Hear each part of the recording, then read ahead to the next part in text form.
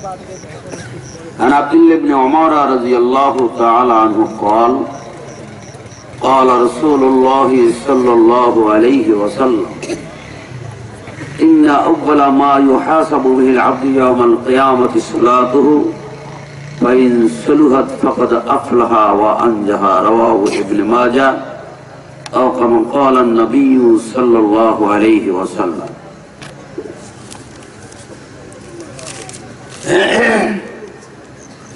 मेरे गसा अहले हदीस गोरस्थानेर उन्नति कल्पे आयोजित इस्लामी अधिवेशनेर सम्मानित और सुयोग्य महतरम सभापति साहेब प्रधान अतिथि विशेष अतिथिवृंद एवं हजारात उलामाए किराम सामने पिछने डाने बामे आगत स्वागत समबत वयोज्येष्ठ वयोकनिष्ठ समवयस्क मुस्लिम बिरादारान मिल्लत पर्दार आड़ाले अवस्थानरत आमार महिषी मा ओ बोनेरा अस्सलामु आलैकुम व रहमतुल्लाहि व बाराकातुहु। परम करुणामय अल्लाह रब्बुल आलामीनेर दरबारे शुक्रिया ज्ञापन करছি যে মহান আল্লাহ সুবহানাহু ওয়া তাআলা এই বিভ্রান্তির যুগে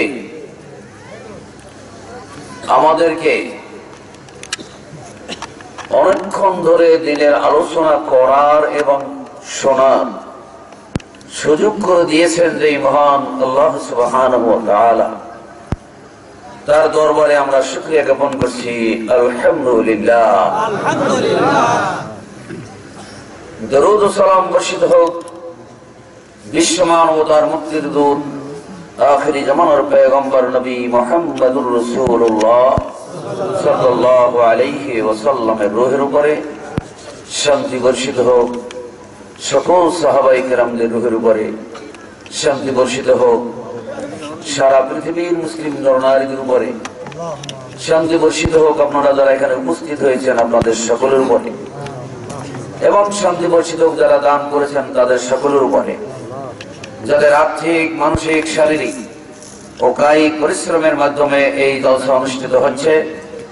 আল্লাহ রাব্বুল আলামিন তাদেরকে দান করুক দুনিয়ার শান্তি এবং পরকালের জাহান্নাম থেকে মুক্তি। আমি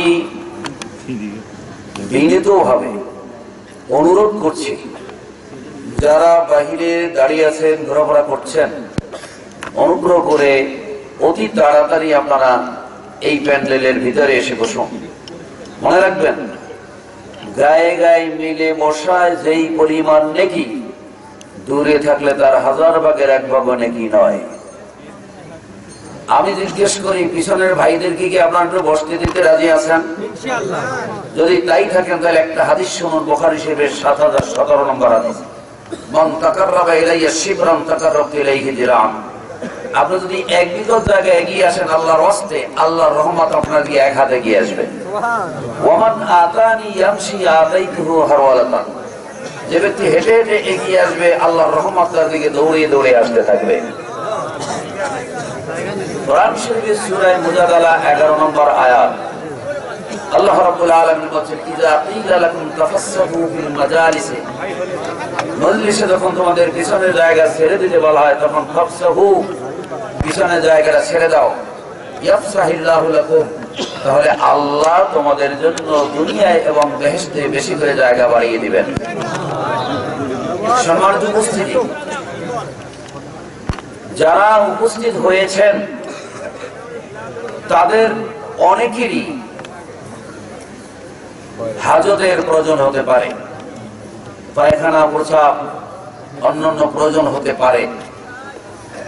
আল্লাহ রাব্বুল আলামিনের কোরআনে সূরা কাহফের 57 নম্বর আয়াতে বলছেন, ওয়ামান আযলামু মিম্মান যুকিরা বিআয়াতি রাব্বিহি ফাআরাযা আনহা।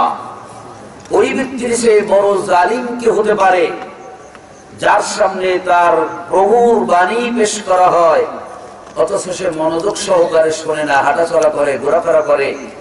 এর থেকে বড় জালিম কেউ হতে পারে না। মনে রাখবেন কথাটি আল্লাহ।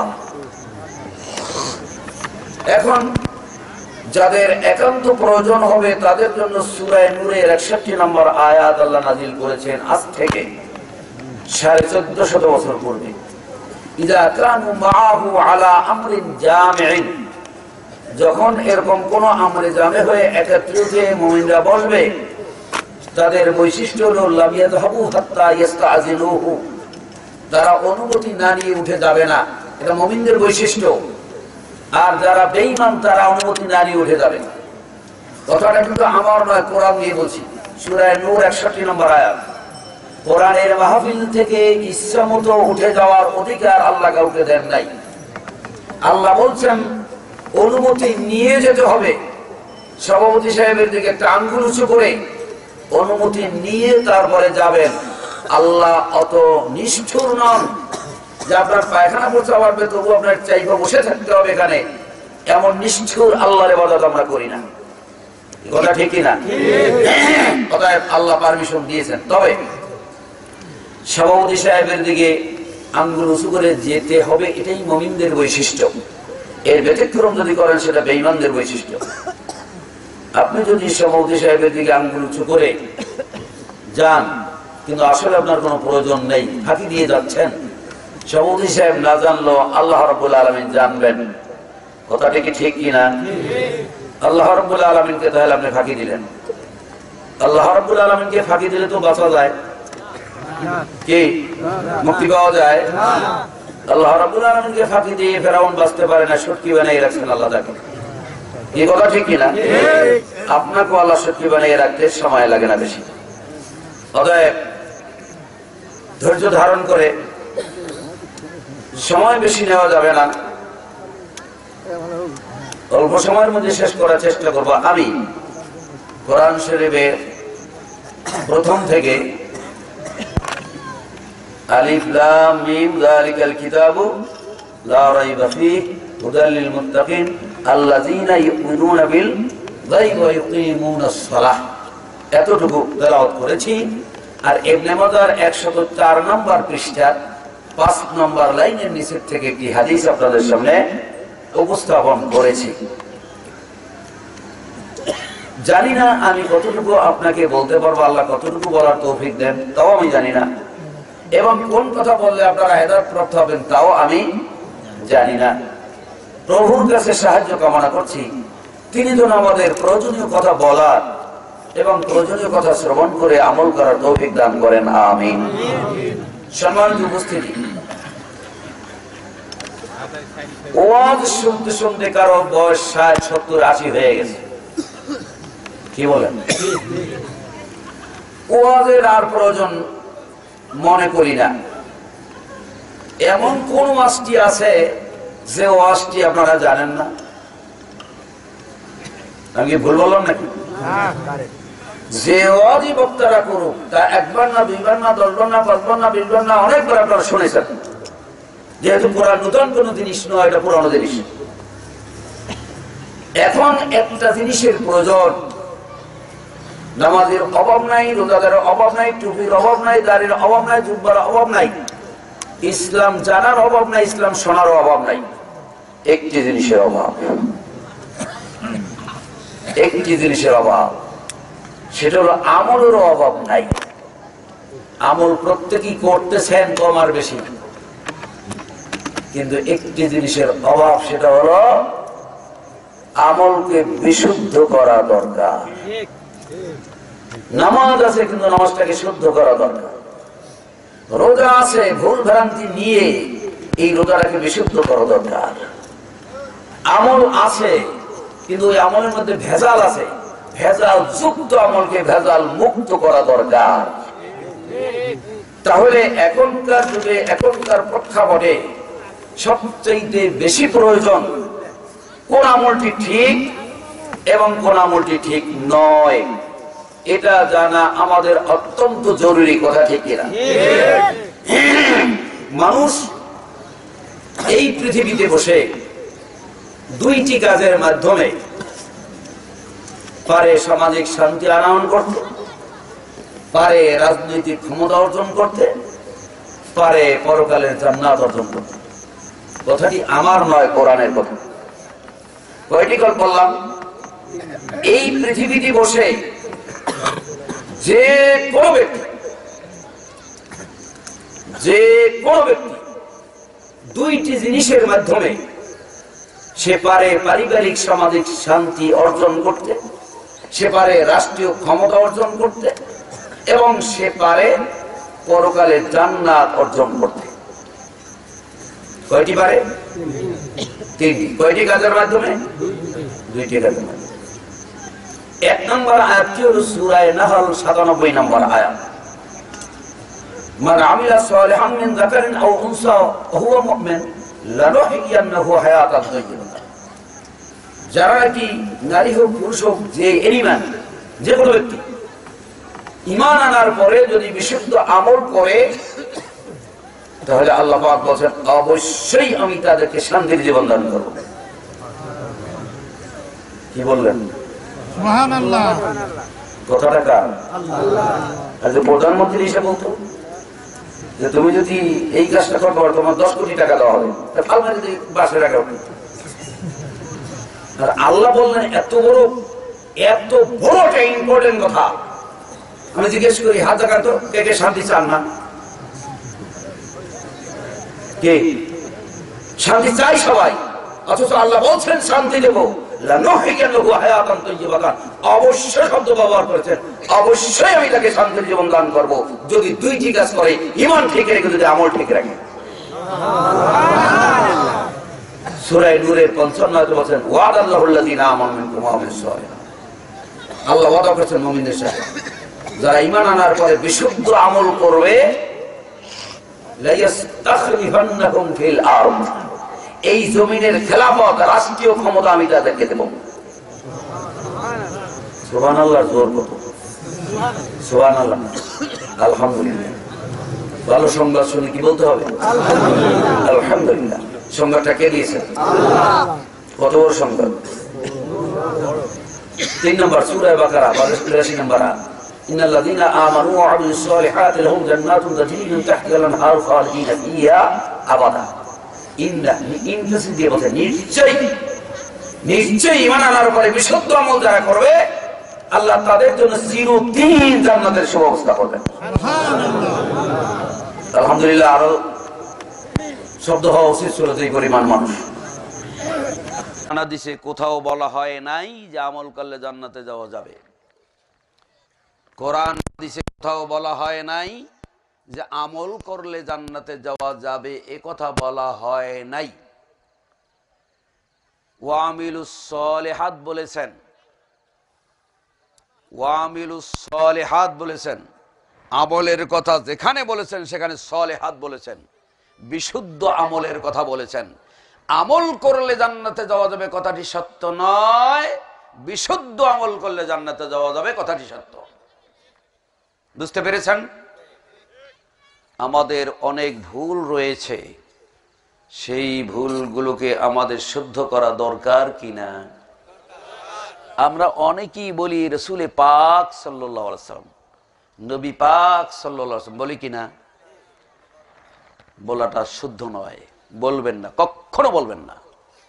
আল্লাহ পাক বলা যেতে পারে, কিন্তু রাসূলে পাক বলা জায়েজ নাই। আমি জিজ্ঞেস করি, রাসূল সাল্লাল্লাহু আলাইহি ওয়াসাল্লাম নাপাক হয়েছেন না হন নাই? ফরজ গোসল হয়েছে তার না হয় নাই? ওযু গোসল লাগছে তার না লাগে নাই? তাহলে রাসূল পাক বললেন কেন? আপনি কেন পাক বলবেন? যে শব্দটা আল্লাহর জন্য ব্যবহৃত হয়, সেই শব্দ নবীর জন্য ব্যবহার করা জায়েজ নাই। এক। ২ নম্বর, মহান নবী বলি আমরা, কথা ঠিক কিনা? মানব জাতির মহান নেতা বলি, কথা ঠিক কিনা? বুঝে থাকলে বলুন। হাদিসের পাতা যেই কয় পাতা পড়েছেন, একটা হাদিসের মধ্যে মহান নবী শব্দ আসছে? মাওলানা মুহাম্মদুর রাসূলুল্লাহ আসছে, মুফতি মুহাম্মদুর রাসূলুল্লাহ আসছে, পীর মুহাম্মদুর রাসূল, কথা বলেন না কেন? একটাও নাই। তো এগুলো কেন, কোথায় পেয়েছেন এগুলো? মহান নবী নয়, মহান আল্লাহ। মহান শব্দটা আল্লাহর জন্য ব্যবহৃত হবে, নবীর জন্য নয়। নবীর চরিত্রের ব্যাপারে মহান বলা যেতে পারে, যেহেতু বলছেন ওয়া ইন্নাকা লাআলা খুলুকিন আযীম।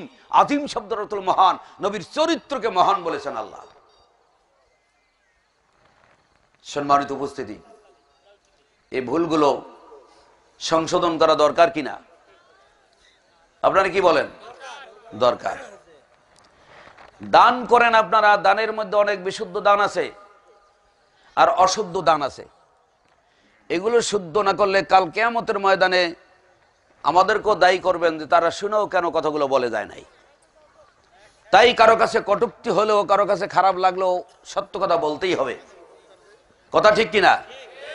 আপনারা যে মায়ের নামে, বাপের নামে, দাদার নামে দান করেন না, করেন না, এগুলো সব হারাম। পৃথিবীর কারো নামে দান করা জায়েজ না, একমাত্র আল্লাহর নামে। মনে থাকবে, দানটা হবে কার নামে? নামাজ কার নামে? রোজা কার নামে? ইবাদত কার নামে? সব আল্লাহর জন্য হবে। মায়ের জন্য নয়, বাপের জন্য নয়, দাদার জন্য নয়, তাওর জন্য, কারোর জন্য নয়। মায়ের জন্য দান করা হারাম, বাপের জন্য দান করা হারাম। তবে পদ্ধতিটা হলো এই হাতে চা খেয়েছি এতদিন, এখন এই হাতে খেলাম, শুদ্ধ হয়ে গেল। মায়ের নামে নয়, মায়ের পক্ষ থেকে আল্লাহর নামে, বাবার পক্ষ থেকে আল্লাহর নামে। ঠিক হলো? এতদিন বামাতে খেয়েছি, এখন আর বামাতে খেলাম না, ডানাতে, এতটুকুর কারণে শুদ্ধ হয়ে গেল। বামাতে খাওয়া হারাম, ডানাতে খাওয়া হালাল। কথা ঠিক কিনা? এই অশুদ্ধকে শুদ্ধ যেই মাহফিলের মাধ্যমে হয় না, সেই মাহফিল আর রুনা লায়লার মমতাজের গান কোনো পার্থক্য নাই। কেন ওয়াজ দিবেন মানুষদেরকে? কেন? ওয়াজের উদ্দেশ্য হলো মানুষের ভুল সংশোধনের জন্য। ওয়াজের ডাকা, এটা কোরআনের আয়াত দিয়ে প্রমাণিত। সূরা আনাম 151 নম্বর আয়াত, কুল, হে নবী, কুল তাআলাও, লোকদেরকে ডাকো, আতলু, আমি পড়ে পড়ে শোনাই, মা হাররামা রাব্বুকুম আলাইকুম, তোমাদের রব তোমাদের উপরে কি কি হারাম করেছেন আমি পড়ে পড়ে শোনাই, তোমরা আসো। তাহলে লোকদেরকে ডেকে ওয়াজ শোনানো কোরআন দ্বারা প্রমাণিত হলো কিনা? কি হলো কিনা? কিন্তু কোরআনের বাণী না শুনাইয়া, হাদিসের বাণী না শুনাইয়া যদি আমি গাজাখুরি গল্প, পীর আউলিয়াদের কেসা কাহিনী উড়ে গেল, ভাইসা গেল, আরো কিছু অনেক কিছু বলি, তাহলে কি কোরআনের আইন অনুযায়ী হবে না বিরোধী হবে? যাই হোক, আমার বক্তব্য সেদিকে নয়। কোরআন শরীফের প্রথম বা কোরআন মাজিদের প্রথমে আলিফ লাম মিম, এর অর্থ সঠিক অর্থ আল্লাহই জানেন। জালিকাল কিতাবুল লা রাইবা ফীহ, রব্বুল আলামিন বলছেন এই কিতাবের মধ্যে বা ওই কিতাবের মধ্যে কোনো সন্দেহের অবকাশ নাই। এই কিতাবের বাণীর মাধ্যমে হেদায়েত পাবে কারা? হুদাল লিল মুত্তাকিন। কোরআনের বাণী দিয়ে, কোরআনের ওয়াজ দিয়ে, কোরআনের আয়াত দিয়ে হেদায়েত পাবে স্রেফ এক শ্রেণীর মানুষ। কয় শ্রেণীর মানুষ? বুঝে থাকলে বলুন কথাটি কে বলছেন? হুদাল লিল, হেদায়েত কাদের জন্য? মুত্তাকিদের জন্য। মুত্তাকি ছাড়া কেউ হেদায়েত পাবে না। আবার বলছি, যে ব্যক্তি মুত্তাকি সেই ব্যক্তি হেদায়েত পাবে। যিনি মুত্তাকি নন তিনি কোরআন থেকে হেদায়েত পাবেন না, কোরআন বলছে। এবার আসুন, মুত্তাকি কাকে বলে এটা জানা দরকার কিনা? কোন ব্যক্তি হেদায়েত পাবে, কোন ব্যক্তি মুত্তাকি? মুত্তাকি হওয়ার জন্য অনেকগুলো বৈশিষ্ট্য কোরআনের মাধ্যমে, হাদিসের মাধ্যমে পাওয়া যায়। তার দুইটি বৈশিষ্ট্য আমি আপনাদের সামনে উপস্থাপন করছি এবং করার চেষ্টা করব। একটি বৈশিষ্ট্য হলো আল্লাযীনা ইউমিনুনা বিল গায়ব। এক নম্বর বৈশিষ্ট্য হলো ওই সমস্ত মানুষ হলো মুত্তাকি যারা অদৃশ্যের উপরে বিশ্বাস করে। দুই নম্বর হলো ইউকিমুনাস সালাহ, সালাত কায়েম করে। কয়টা হলো? অনেকগুলো বৈশিষ্ট্য বলা যাবে না। যদি মাগরিবের পর থেকে বসাইতেন হয়তো এক এক করে বসা যেত, কিন্তু আপনারা তো ওই বক্তারা ধাক্কা মারিয়া জান্নাতে না ঢুকানো পর্যন্ত পকেট থেকে পয়সা বের করেন না। গোপনে এসে দান করা সব বেশি আমরা জানি, তারপরও বক্তাদের বলতে বলতে গলা ব্যথা হয়ে যায়, তারপর টাকা দেই না। করবে কি কোন কমিটি? টাকা না আদায় করে তো উপায় নেই, আর এরকম না চাইলে তো দেন না আপনারা। এই জন্য সময় একটু এদিক ওদিক হয়ে যায়, প্রধান বক্তা স্টেজ আনতে সময় বেশি হয়ে যায়। যাই হোক, এটা একটা নিয়ম হয়ে গেছে, এই নিয়মের পরিবর্তন হওয়া উচিত আমি মনে করি। তাহলে আমি বলতে চাচ্ছি মুত্তাকি হওয়ার অনেকগুলো বৈশিষ্ট্য কোরআনে আছে, হাদিসে আছে। তার ভিতর থেকে সির্ফ দুইটি বৈশিষ্ট্যের কথা বলছি। কয়টি? একটি হলো আকীদাগত ব্যাপার, বিশ্বাসগত ব্যাপার, আর একটি হলো আমলগত ব্যাপার। কয়টি? একটি হলো বিশ্বাসের সাথে সম্পৃক্ত, আর একটি হলো আমল বা কাজের সাথে সম্পৃক্ত। আল্লাযীনা ইউমিনুনা বিল গায়ব, আল্লাযীনা দিয়ে আল্লাহ ব্যাখ্যা করতেছেন আল্লাহ নিজে। হুদাল্লিল মুত্তাকিন, হেদায়েত মুত্তাকিদের জন্য। কারা তারা? যারা অদৃশ্যের উপরে বিশ্বাস রাখে এবং সালাত কায়েম করে। অদৃশ্যের উপরে বিশ্বাস, গায়েবের উপরে বিশ্বাস, এই বিশ্বাসটা কেমন হওয়া উচিত এবং আমাদের কেমন বিশ্বাস আছে? সত্যিকারের যেভাবে গায়েবের উপরে বিশ্বাস রাখা উচিত ছিল সেইভাবে ঠিক আছে না ব্যতিক্রম হয়েছে, এটা একটু যুক্তির কষ্টিপাথরে ঘষা দিয়ে প্রমাণ করা দরকার। স্বর্ণকারের কাছে স্বর্ণ নিয়ে গেলে সে যেমন টেস্ট করে দেখে এটা ভেজাল, ইমিটেশন না পিতল না স্বর্ণ, এটা যেমন টেস্ট করে দেখে, ঠিক রুহের ডাক্তার যারা, কোরআন হাদিস সম্পর্কে যাদের মোটামুটি জ্ঞান আছে, ধারণা আছে, তাদের কাছে আসলে জনসাধারণের আমলটাকে একটু যুক্তির কষ্টিপাথরে, দলিলের কষ্টিপাথরে প্রমাণ করে দেখা হয় যে আপনার এই বিশ্বাসটা এবং আপনার এই সালাতটা সত্যিকারের সঠিক আছে না এর মধ্যে ভেজাল আছে। এই কষ্টিপাথরে প্রমাণ করতে আপনারা কি রাজি আছেন? কিন্তু এই কষ্টিপাথরের ঘষা দেওয়ার ওয়াজ বাংলাদেশে খুব কম। ওয়াজ দুই প্রকার। কয় প্রকার? দুই প্রকার। এক প্রকারের ওয়াজ হলো কমনভাবে সবাই খুশি হবে, যে ওয়াজ করলে সবাই সন্তুষ্ট হবে আর বলে মাশাআল্লাহ খুব সুন্দর ওয়াজ হয়েছে। কি ভাইরা আমার, মায়েরা আমার, বোনেরা আমার, দৈনিক 5 ওয়াক্ত সালাত আদায় করবেন, সালাত আদায় না করলে জাহান্নামে যেতে হবে। আমার মায়েরা পর্দায় থাকবেন, পর্দায় না থাকলে জাহান্নামে যেতে হবে। এটাকে সাধারণ ওয়াজ বলে। এটা বলতে ভালো, শুনতেও ভালো, আর সবার কাছে লাগেও ভালো। এই ওয়াজ করলে না বক্তার কোনো অসুবিধা আছে না শ্রোতাদের কোনো অসুবিধা আছে। কিন্তু আর এক প্রকার ওয়াজ আছে, এই মহিলা কেমনে পর্দা থাকো, এভাবে না এইভাবে থাকো, এই মেয়া নামাজ পড়ে কিভাবে সালাত আদায় করো, এভাবে না এইভাবে। তখনই আপনি বুঝছেন আর কেউ বোঝে নাই, এত বড় বড় হুজুর তারা বোঝে নাই, আমার পিসাব কেবলা তিনি বুঝেন নাই, শুরু হয়ে যায় ইখতিলাফ। কথা ঠিক কিনা? দ্বিতীয় প্রকারের ওয়াজ করতে গেলেই ইখতিলাফ শুরু হয়। কথা ঠিক কিনা? এই পৃথিবীর বুকে যত পয়গম্বর এসেছিলেন প্রত্যেক পয়গম্বরের দাওয়াতের ধারা ছিল দুইটি। কয়টি? তা'মুরুনা বিল মারুফ ওয়া তানহাউনা আনিল মুনকার, সৎ কাজের আদেশ এবং অসৎ কাজ থেকে নিষেধ।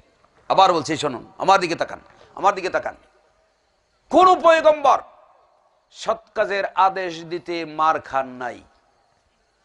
আবার বলছি শুনুন, একজন পয়গম্বর সৎ কাজের উপদেশ দিতে গিয়ে, ভালো কাজের নির্দেশ দিতে গিয়ে কেউ মার খায় নাই। অন্যায় কাজের প্রতিবাদ করতে গিয়ে প্রত্যেক নবীরা নির্যাতিত, নিষ্পেষিত, নিগৃহীত এবং নিপীড়িত হয়েছে। কথা কি বুঝতে পেরেছেন? আজও বাংলার মাটিতে সৎ কাজের আদেশ যারা দেয় তাদের কোনো বিপদ নাই, বালা মুসিবত নাই, তাদের কোনো শত্রু নেই। ভাই দোস্ত বুজুর্গ, মোটামুটি কয়েকটা কথার উপরে আমল করলে ইসলামী জিন্দেগির উপর চলা সহজ। এই করলেই হবে, এই করলে এই হবে, এই হবে, এই হবে, এই সব এই হয়। মিয়া তুমি যে দাড়ি রাখছো এরকম দাড়ি রাখে না, এরকম রাখো, এই ওয়াজ করে না। বুঝছেন কথা? আজও বাংলার মাটিতে সৎ কাজের আদেশ দিলে তার কোনো বিপদ নেই। অন্যায় কাজের প্রতিবাদ করলে, অন্যায় কাজের বিরোধিতা করলে, অন্যায়ের বিরুদ্ধে কথা বলতে গেলেই হয় সে জেএমবি না হয় সে সন্ত্রাসী। কোথায় যাবেন? আমি জিজ্ঞেস করি, তাই বলে কি বন্ধ করে দিবেন না? কয়জনে বলছেন? এই জায়গায় যারা আসছেন তার কি চোর না ডাকাত না ভালো মানুষ? তো চোরের মতো উত্তর দেন কেন? হ্যাঁ, সত্য কথা বলতে গেলে যদি জেএমবি বলে, এরকম জেএমবি 1000 বার হওয়া উচিত। কথা ঠিক কিনা? হক কথা বলতে গেলে যদি বাতিলের গায়ে আগুন না ধরে ওই কথা কোশ্চেন গেল হক নয়। একজন পয়গম্বরও পাবেন না, একজন পয়গম্বরও পাবেন না, তাদের ইতিহাস খুলে দেখুন, একজন পয়গম্বরও পাবেন না যেই পয়গম্বর তার যুগে তার জাতিকে দাওয়াত দিতে গিয়ে মেজরিটি পার্সেন্টের সমর্থন পেয়েছেন, বেশিরভাগ লোকের সমর্থন পেয়েছেন, এরকম একজন নবীও পাওয়া যাবে না। পক্ষান্তরে প্রত্যেক নবীরই তাদের যুগে দাওয়াত দিতে গিয়ে অল্প সংখ্যক লোকের সমর্থন পেয়েছিলেন। বাংলার মাটিতে যত বক্তা আছে প্রত্যেককে আমি বলবো, যেই বক্তার বক্তৃতার মাধ্যমে বেশিরভাগ মানুষ রাগান্বিত না হয়, ওই বক্তার বক্তৃতা নবীর বক্তৃতা নয়। ওটা অন্য কিছু হতে পারে মানুষ খুশির জন্য, তার মানে এই নয় মানুষকে গালি দিতে হবে, তা কিন্তু নয়। আমার নবী কি মানুষকে গালি দিয়েছিলেন? আমার নবী কি কারো খাদ্যে ভাগ বসিয়েছিলেন? আমার নবী কি কারো জমিন ঠকেছিলেন? তারপরও নবীর এলাকা ছেড়ে, মক্কা ছেড়ে মদিনায় পালিয়ে যেতে হয়েছিল। কথা ঠিক কিনা? মার খেয়েছিলেন কিনা? নির্যাতিত হয়েছিলেন কিনা? নবীর চাইতে ভালো মানুষ দুনিয়ায় আর আসবে? এই ভালো মানুষটি যদি হক কথা বলতে গিয়ে নির্যাতিত, নিষ্পেষিত, নিগৃহীত হতে পারে, আপনি কি করে ধারণা করলেন আপনি মিষ্টি মিষ্টি কথা বলে ওয়াজ করে পরকালে মুক্তি পাবেন? কোশ্চেন কালেও নাই। সুইদের ছিদ্র দিয়ে উঠ যাওয়া যদিও সম্ভব হয়, এই লোকদের জান্নাতে যাওয়া ততটা সম্ভব হবে না। জান্নাত শ্বশুর বাড়ির পালন ঘাট নয় যে যাইয়েই শুয়ে পড়ে সবরি গলা চাবান শুরু করলাম। যাই হোক বন্ধুরা আমার, দুইটি বিষয় আলোচনা। কয়টি?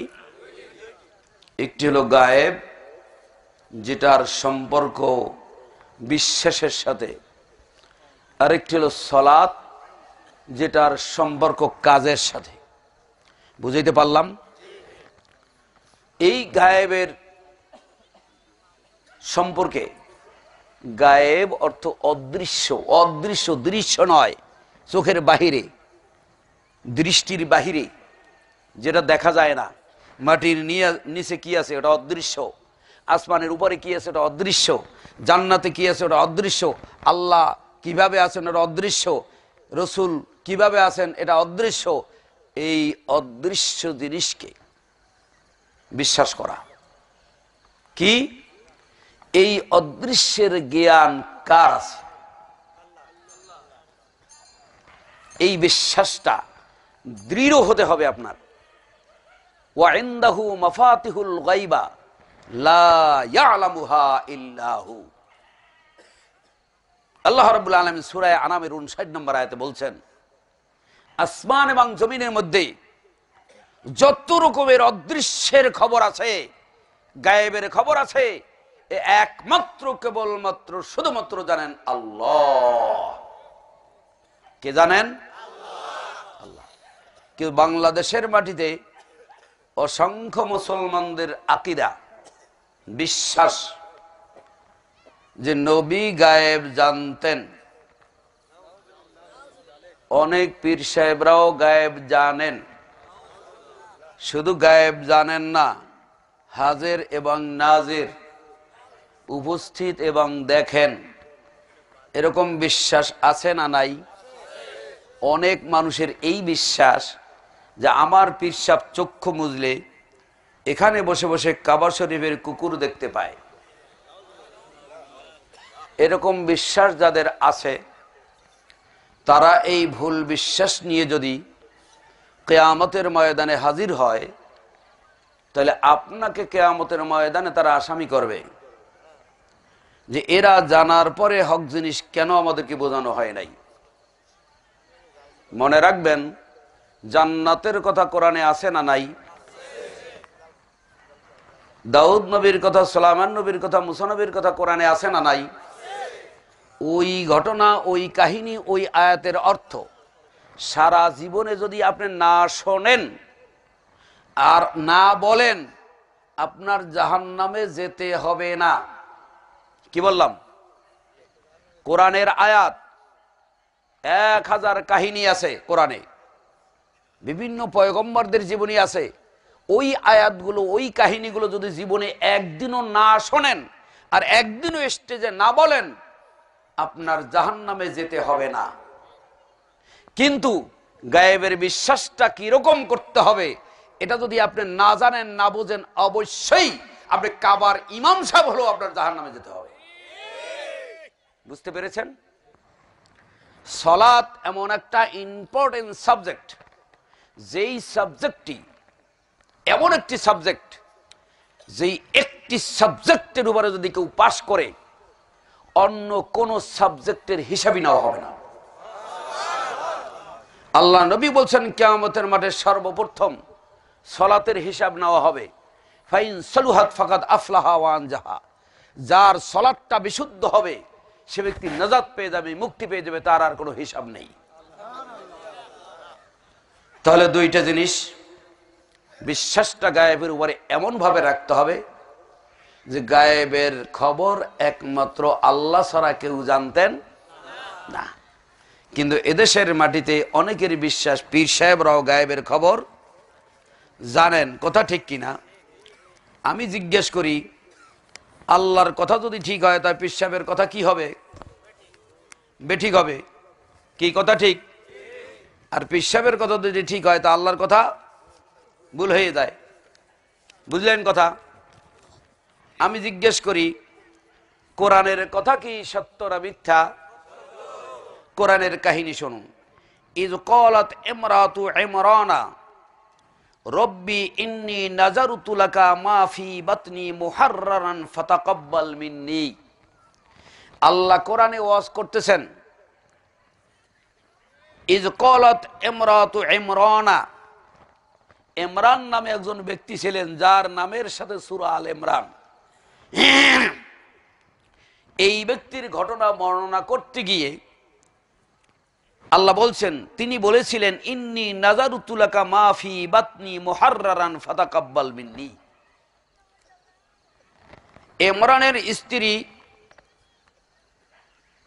তার পেটে সন্তান আসার আগে মানত করলো, আমার সন্তানকে আমি তোমার জন্য বরাদ্দ করলাম।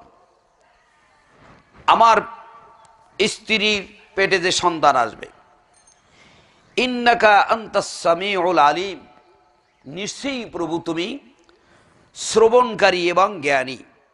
ফালাম্মা ওয়াযাআতাহা ক্বালাত রব্বি ইন্নী ওয়াযাআতুহা উনসা। যখন সন্তান ভূমিষ্ঠ হলো তখন সন্তানটা হলো মেয়ে। কি হলো? মেয়ে। তখন সে বলল যে আল্লাহ, আমার তো মেয়ে হয়েছে। আল্লাহু আ'লামু বিমা ওয়াযাআত। অথচ আল্লাহ অধিক জানেন সে তার কি সন্তান হয়েছেন। ওয়া লাইসা যাকারু কাল উনসা। আর কখনো ছেলে এবং মেয়ে সমান নয়। ওয়া ইন্নী সাম্মাইতুহা মারইয়াম। আল্লাহ রাব্বুল আলামিন বললেন তার নাম রাখলাম মারইয়াম। কি নাম রাখলো? মারইয়াম। উঈদুহা বিকা যুররিয়াতাহা। আল্লাহর কাছে পানা চাও সন্তান সম্পর্কে মিনাশ শাইতানির রাজিম, শয়তানের প্রবঞ্চনা থেকে। ফাতাকাব্বালাহা রাব্বুহা বিকুবুলিন হাসানিন ওয়া আমবাতাহা নাবাতান হাসানান। আল্লাহ উত্তমভাবে তার সন্তানকে কবুল করে নিলেন এবং তার জন্য খাদ্যের ব্যবস্থা করলেন। ওয়া কাফফালাহা জাকারিয়া। এই মারিয়ামের লালন পালনের দায়িত্ব দেওয়া হলো জাকারিয়াকে। মারিয়াম আলাইহিস সালামের খালু হলো জাকারিয়া। কুল্লামা দাখালা আলাইহা জাকারিয়া জাকারিয়াল মেহরাব। মসজিদের সামনের অংশের নাম কি? মেহরাবের কথা কোরআনে আছে কিনা? এই কথাটি বলছি আমি সূরা আল ইমরান 35 নম্বর আয়াত থেকে আপনাদের সামনে শুধু অর্থ করে শোনাচ্ছি। এই তাফসির বলতে যা বোঝায়, এর একটা আয়াতের তাফসির করে ব্যাখ্যা দিতে দিতে দিতে দিতে দিতে অমুক তমুক আয় সেই আগ্রহ বলে এইদিক ওদিক নিয়ে একবারে এক আয়াত দিয়ে রাত কাটান যায়। জি না, এটা উচিত নয়। বরং আল্লাহ যে কথাটি বলেছেন বিশুদ্ধ ভাষায় জাতিকে সেই কথাটি জানিয়ে দেওয়া। এখানে ব্যাখ্যা করার অধিকার কারো, তাফসির করার অধিকার কারো নেই। ওয়ালা ইয়াতুনাকা বিমাসালিন ইল্লা জিনাকা বিল হক ওয়া আহসানা তাফসীরা। সূরা ফুরকান 33 নম্বর আয়াত আল্লাহ রাব্বুল আলামিন বলেন, হে নবী, এমন কোন জিনিস তোমার কাছে নিয়ে আসে না যার উত্তম তাফসীর আমি আল্লাহ করে দেই না। তাহলে উত্তম তাফসীর যদি আল্লাহ করে দিয়ে থাকেন, আপনি আবার কি তাফসীর করবেন? তাফসীর শব্দের অর্থ হলো ব্যাখ্যা। অতএব কোরআন এবং হাদিসের ব্যাখ্যা যা দরকার নবীর মাধ্যমে পরিপূর্ণ করে দিয়েছেন। পৃথিবীর আর কারো ব্যাখ্যা দেওয়ার অধিকার নাই।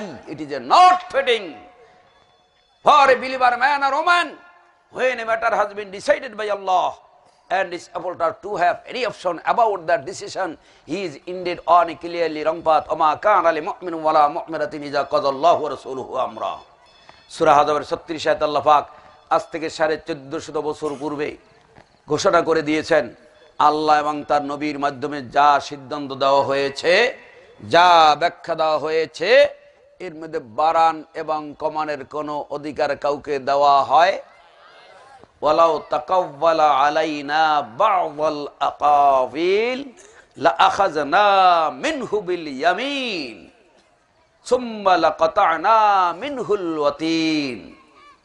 আল্লাহ সূরা হাক্কা 44, 45, 46 নম্বর আয়াতে বলছেন, নবী যদি আমার এই কোরআনের ব্যাখ্যা মন গড়া করত, নিজের থেকে যদি কিছু বাড়িয়ে কমিয়ে করত, লাআখাযনা মিনহু বিল ইয়ামিন, আমি তার ডান হাতকে পাকড়াও করতাম। সুম্মা লাকাতা'না মিনহুল ওয়াতিন, তারপরে আমি তার শাহরগ ঘাড়ের রগ আমি ছিঁড়ে ফেলতাম।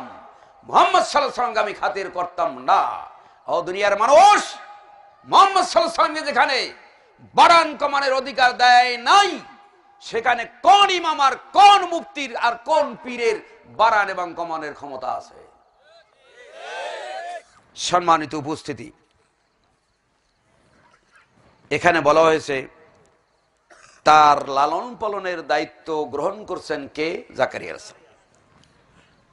কুল্লামা দাখালা আলাইহা জাকারিয়াল মেহরাব, যতবার জাকারিয়া আলাইহিস সালাম মেহরাবের ভিতরে এই মারিয়ামকে রেখে আসার পরে যতবার সেখানে দেখতে গিয়েছেন, ওয়াজাদা ইনদাহা রিজকান, মারিয়ামের কাছে যাই দেখতেছে খাবার খাচ্ছে। কি খাচ্ছে? খাবার খাচ্ছে। আন্না লাকি হাযা ক্বালা ইয়া মারইয়াম আন্না লাকি হাযা, ও মারইয়াম, এ কি খাদ্য কোথা থেকে আসলো? আমি জিজ্ঞেস করি, জাকারিয়া আলাইহিস সালাম পয়গম্বর ছিলেন কিনা? হ্যাঁ, তাহলে খাবারটা কোথা থেকে আসলো? উনি গায়েবের খবর জানলেন না কেন? এর দ্বারা বোঝা গেল জাকারিয়া আলাইহিস সালাম গায়েবের খবর জানতেন না? জানতেন না? জানতেন না। ক্বালাত হুয়া মিন ইনদিল্লাহ, মারিয়াম সেই শিশু অবস্থায় বলে দিলেন যে এটা আল্লাহর পক্ষ থেকে খাবার এসেছে। কার পক্ষ থেকে? কিন্তু জাকারিয়া নবী হয়েও তিনি জানতেন না। ইন্নাল্লাহা ইয়ারযুকু মান ইয়াশাউ বিগাইরি হিসাব, নিশ্চয়ই আল্লাহ যাকে ইচ্ছা করেন বিনা হিসাবে সম্পদ দান করেন, রিজিক দান করেন। এটা কার হাতে? আল্লাহর হাতে। ধনী করেন কে? গরিব বানান কে? না পীরে পারে না? আটরশির মুরিদ হইলে বলে ধনী হয়ে যায়। এই বিশ্বাস যাদের আছে তারা ইমানদার না মুশরিক? হুনালিকা দাআ জাকারিয়া রাব্বাহু ক্বালা রাব্বি হাবলি মিন লাদুনকা যুররিয়াতান তাইয়্যিবাতান ইন্নাকা সামিউদ দুআ। জাকারিয়া আলাইহিস সালাম নিজে দোয়া করলেন, রব্বুল আলামিন, আমার তো কোনো সন্তান নাই, তুমি আমাকে একটা সন্তান দান করো। নিশ্চয়ই তুমি ডাক শ্রবণকারী, যদি কেউ ডাকে তার ডাকে তুমি সাড়া দিয়ে থাকো। আল্লাহ, তুমি আমাকে একটা সন্তান দাও। ফানাদাতুল মালাইকাতু ওয়া হুয়া কায়িমুন ইউসাল্লি ফিল মিহরাব, যখন মেহরাবের ভিতরে দাঁড়ানো ছিল। মেহরাব শব্দটা কয়বার পাঠ করা হলো এখানে? 2 বার। আরো একবার আছে কোরআনে, 3 জায়গায় মেহরাবের কথা আছে। আমাদের দেশে অনেক মৌলভী সাহেবরা বলেন যে মেহরাব নাকি জায়েজ নাই। তো এই জাকারিয়া নবী মেহরাবের ভিতরে সালাত আদায় করছিলেন, ফেরেশতারা এসে তাকে সুসংবাদ দিল, ইউসাল্লি ফিল মিহরাব যখন সে সালাত আদায় করছিল মেহরাবের ভিতরে, আন্নাল্লাহা ইউবাশশিরুকা বিয়াহইয়া, আল্লাহ রাব্বুল আলামিন আপনাকে ইয়াহইয়ার সংবাদ দিয়েছেন। আপনাকে একটা ছেলে দিবেন যার নাম হবে কি? ইয়াহইয়া। নামটা কে রাখলেন? আল্লাহ নাম রেখে সংবাদটা দিলেন। মুসাদ্দিকান, সত্যবাদী হবে, বিকালিমাতিম মিনাল্লাহ, আল্লাহর নিদর্শন হবে, ওয়াসাইয়্যিদান, এবং সরদার হবে, নেতা হবে, ও হাসুরান ওয়া নিসা ও ওয়া নাবিয়্যাম মিনাস সলিহিন, এবং সলিহিনদের নবী হবে সে, নেককারদের নবী হবে সে। আল্লাহ এই ঘোষণা পাঠিয়ে দিলেন। ক্বালা রাব্বি আন্না ইয়াকুনু লি গুলামুন ওয়াকাদ বালাগানিল কিবারু ইমরাতি আকির। জাকারিয়া আলাইহিস সালাম কি বলছেন শুনুন। কোরআনে আল্লাহ বলে দিচ্ছেন জাকারিয়া নবীর ঘটনাটা, যে আল্লাহ কি করে হবে, আন্না ইয়াকুনু লি গুলামুন, আমার কি করে সন্তান হবে আল্লাহ, ওয়াকাদ বালাগানিল কিবারু, অথচ আমি বৃদ্ধ বয়সে পৌঁছে গিয়েছি, ও ইমরাতি আকির, আর আমার স্ত্রী হলো বান্দা। সন্তান কি করে হবে?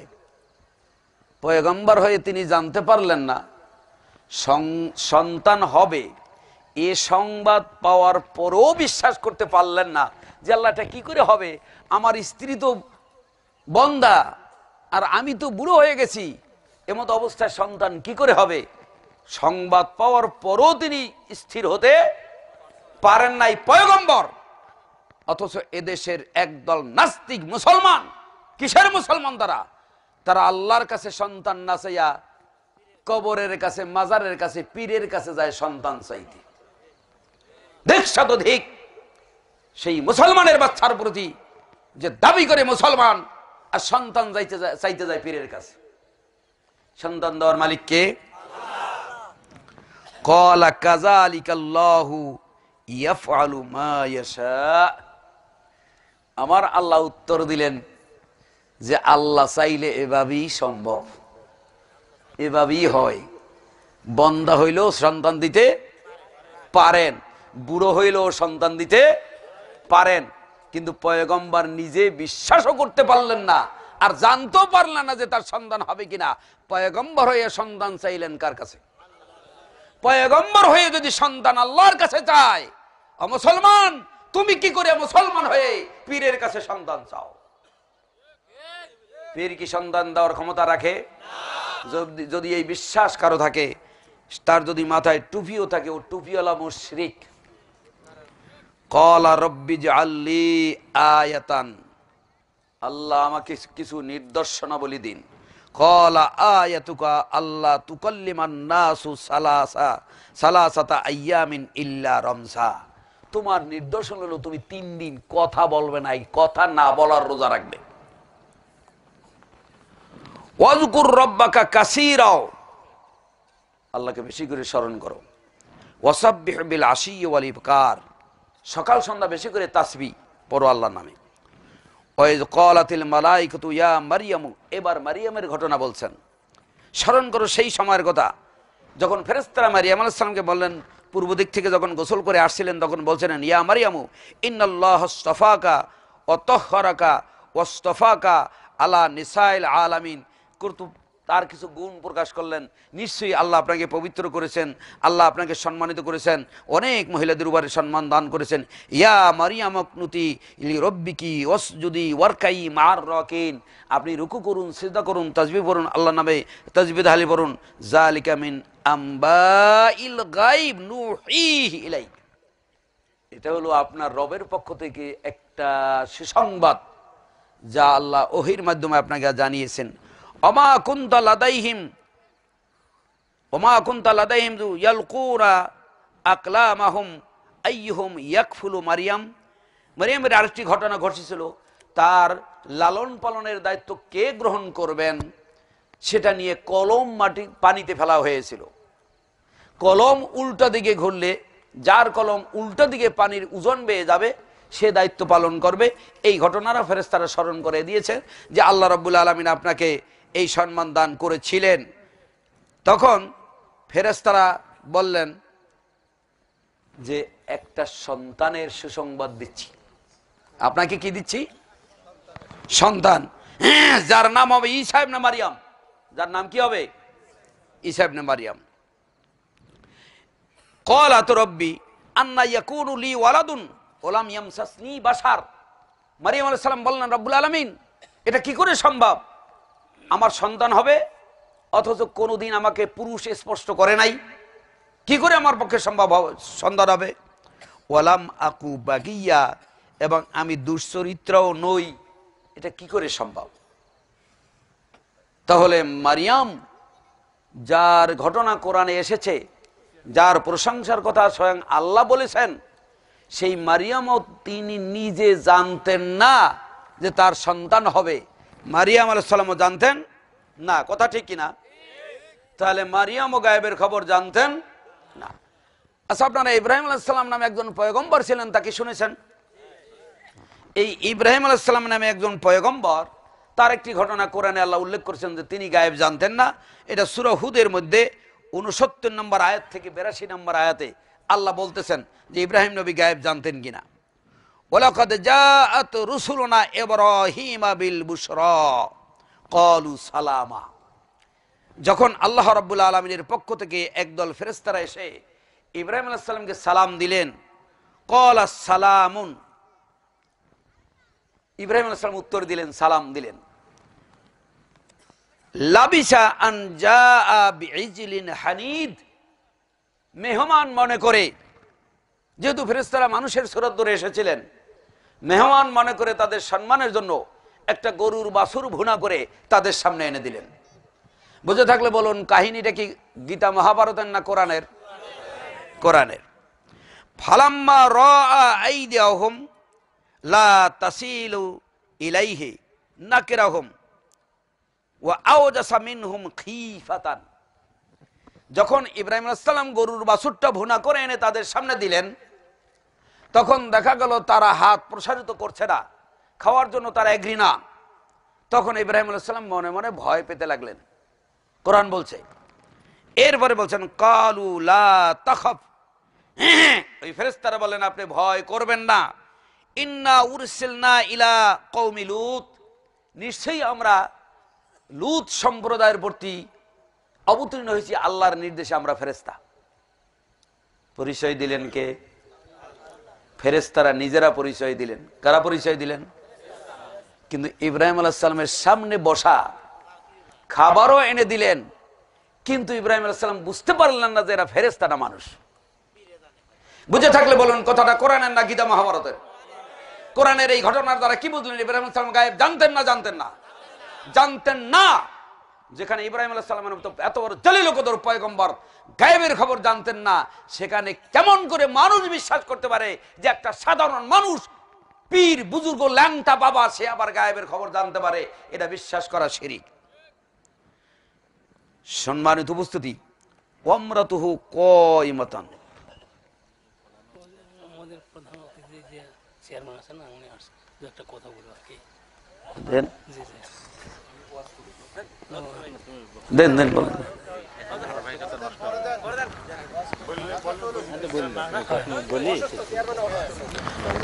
আচ্ছা, সংক্ষিপ্ত আকারে বলে শেষ করুক। দেন এটি দেন। সম্মানিত উপস্থিতি, শুনছিলেন ইব্রাহিম আলাইহিস সালাম তার সামনে বসা লোকদেরকে তারা যে ফেরেশতা তা তিনি জানতে পারেন নাই। ওয়ামরাতুহু কায়িমাতুন ফাযাহিকাত, ইব্রাহিম আলাইহিস সালামের স্ত্রী দাঁড়ানো ছিল, সে হেসে দিল। কে হেসে দিল? ইব্রাহিম আলাইহিস সালামের স্ত্রী। ফাবাশশারনা হা বিইসহাক, কেন হাসলেন? তাকে সুসংবাদ দেওয়া হয়েছিল ইসহাকের। অমিন ওয়ারাই ইসহাকা ইয়াকুব, এবং ইসহাকের পরে আরো একটি সন্তান হবে যার নাম হবে ইয়াকুব। এই সংবাদ শুনে ইব্রাহিম আলাইহিস সালামের স্ত্রী হেসে দিলেন। বুঝে থাকলে বলুন, কাহিনীটা কি কোথার থেকে বলছি? কোরআন থেকে। ক্বালাত ইয়া ওয়াইলাতা আলিদু ওয়া আনা আজুজুন ওয়া হাযা বালি শাইখা আলিদু, হেসে দিয়ে বলেন আমার সন্তান হবে। কে বললেন? ইব্রাহিম আলাইহিস সালামের স্ত্রী, আমার সন্তান হবে কেমন করে? ও আনা আজুজুন, আমি বৃদ্ধ হয়ে গেছি, ও আনা বালি শাইখা, আর আমার স্বামী সেও তো বুড়ো, কি করে সন্তান হবে? তাহলে ইব্রাহিম আলাইহিস সালামের মতো পয়গম্বর তার স্ত্রীও জানতেন না সন্তান হবে কি করে।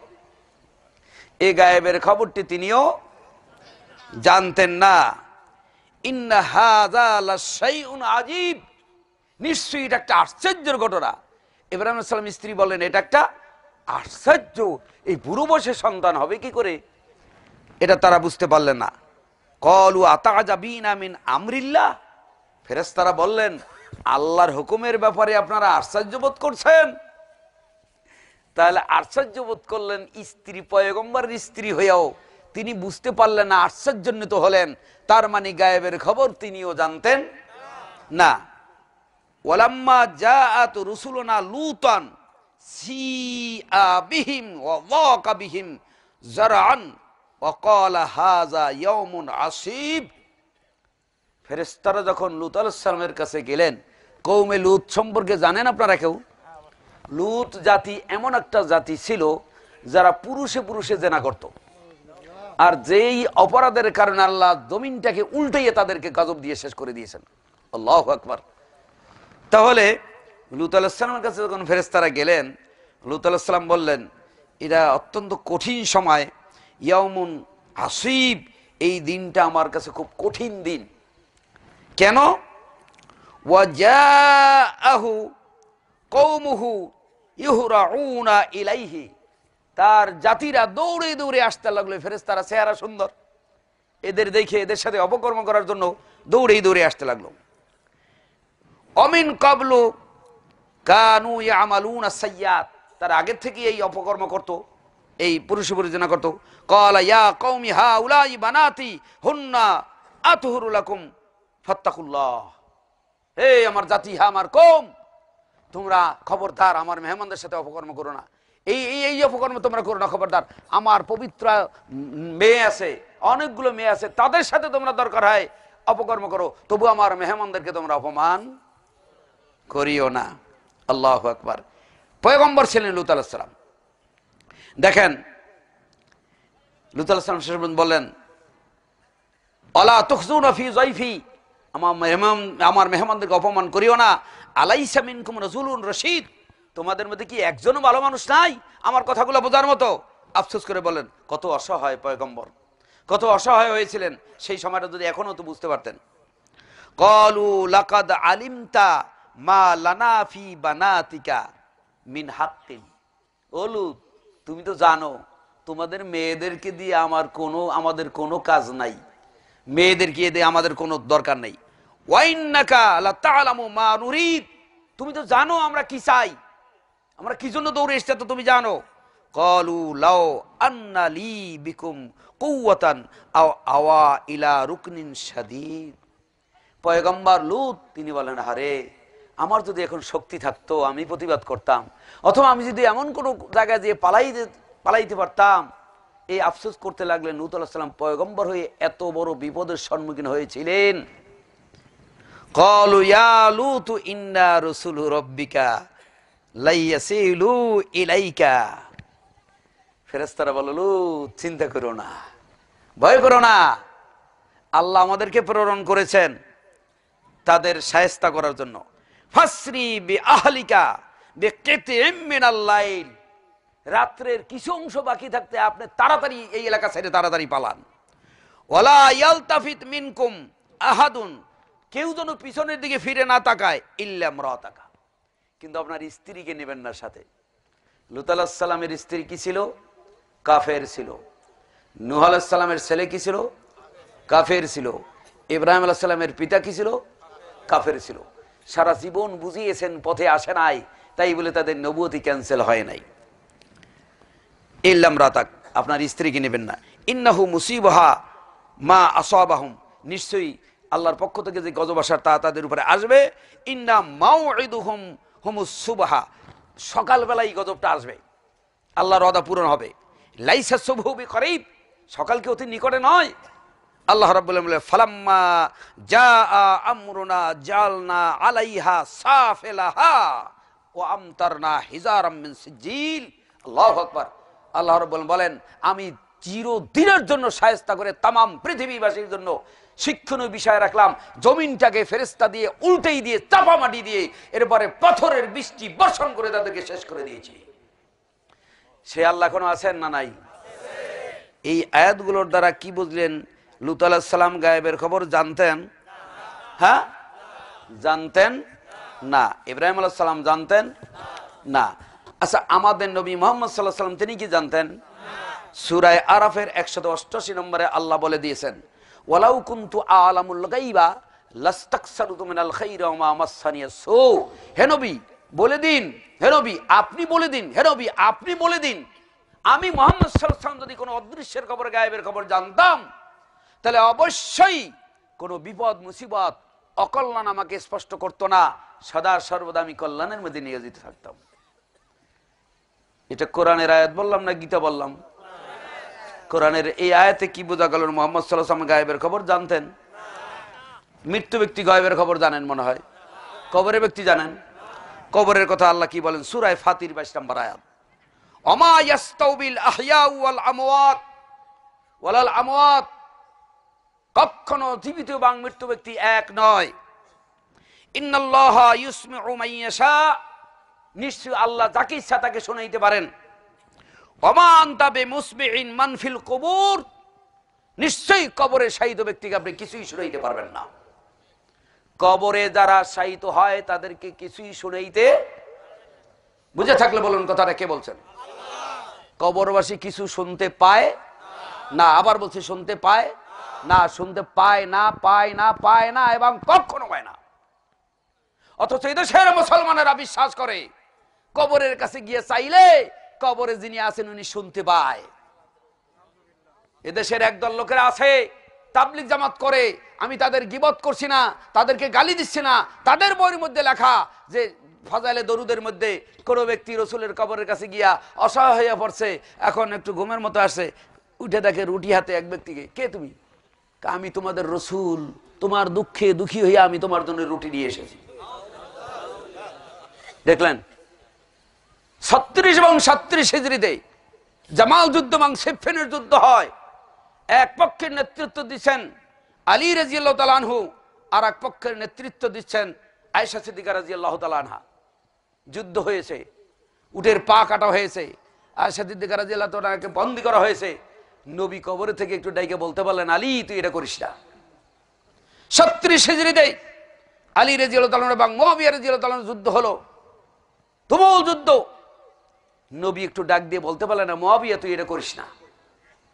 তাগরে কিছুই বলে নাই, কিন্তু ফাজাইলে হজের 151 পৃষ্ঠায় লিখছেন, আহমদ রেফাই নামে এক আল্লাহর ওলি রসুলের কবরের কাছে গিয়ে বলে, ইয়া রাসূলুল্লাহ, এতদিন আমি রুহু পাঠাই দিছি, তাতে আমি তৃপ্তি লাভ করি নাই, এখন আমি সশরীরে উপস্থিত হয়েছি, আপনার হাতখান একটু বের করে দিন, আমি একটু মুসাফা করব। অমনির সাথে সাথে রসুল হাত বের করে দিয়েছেন, মুসাফা করেছেন। কারণ আমরা তাবলিগ করতে বিরোধিতা করি, তাবলিগের বিরোধিতা করি না, এই গাঁজাখড়ি গল্পের বিরোধিতা করি। আমরা তাবলিগের বিরোধী কখনো নই, আমরা মাযহাবের বিরোধী কখনো নই, আমরা হানাফি মাযহাবের বিরোধী কখনো নই। হানাফি মাযহাবের নাম দিয়ে যে বাতিল মাসলা চলছে তার বিরোধিতা করি। তাবলিগ জামাতের নামে যে বানোয়াটি কিসসা কাহিনী বলে এর বিরোধিতা আমরা করি, মূলত তাবলিগের বিরোধিতা আমরা করি না। তাহলে কি বোঝা গেল? মৃত্যু ব্যক্তি শুনতে পায়, পীর সাহেব মনে হয় খবর শুনতে পায়, পাইনি? ওয়াসিরু কাওলাকুম আও বিজহারু বিহি ইন্নাহু আলিমুম বিজাতিস সুদূর, সূরা মুলক 13 নম্বর আয়াত। তোমরা যা অন্তর অন্তরে সংকল্প করো অথবা গোপনে গোপনে তোমরা কল্পনা করো, যা কিছু করো গোপনে অথবা প্রকাশ্যে, এই সব খবর জানেন আল্লাহ। কে জানেন? আল্লাহ জানেন। শিরিক কাকে বলে? যেই জিনিস আল্লাহ জানে সেই জিনিস কোন সৃষ্টিকুল জানে, এইটা বিশ্বাস করলে ওরা মুশরিক হয়ে যায়। প্রকাশ্য এবং অপ্রকাশ্য সমস্ত খবর কে জানেন? যদি কেউ বিশ্বাস করে পিসাব মনের খবর জানেন, তাহলে সে ওই পিসাবকে আল্লাহর স্থানে দিল। এই জন্য সে যদি নামাজ পড়ে, নামাজ পড়ার পরও সে মুশরিক হয়ে যায়। সম্মানিত উপস্থিতি, লক্ষ্য করে দেখুন, ওয়া আওহাইনা ইলা উম্মি মূসা আনিরজিহি ফাইজা খিফতি আলাইহি ফালকিহি ফিল ইয়াম্মি।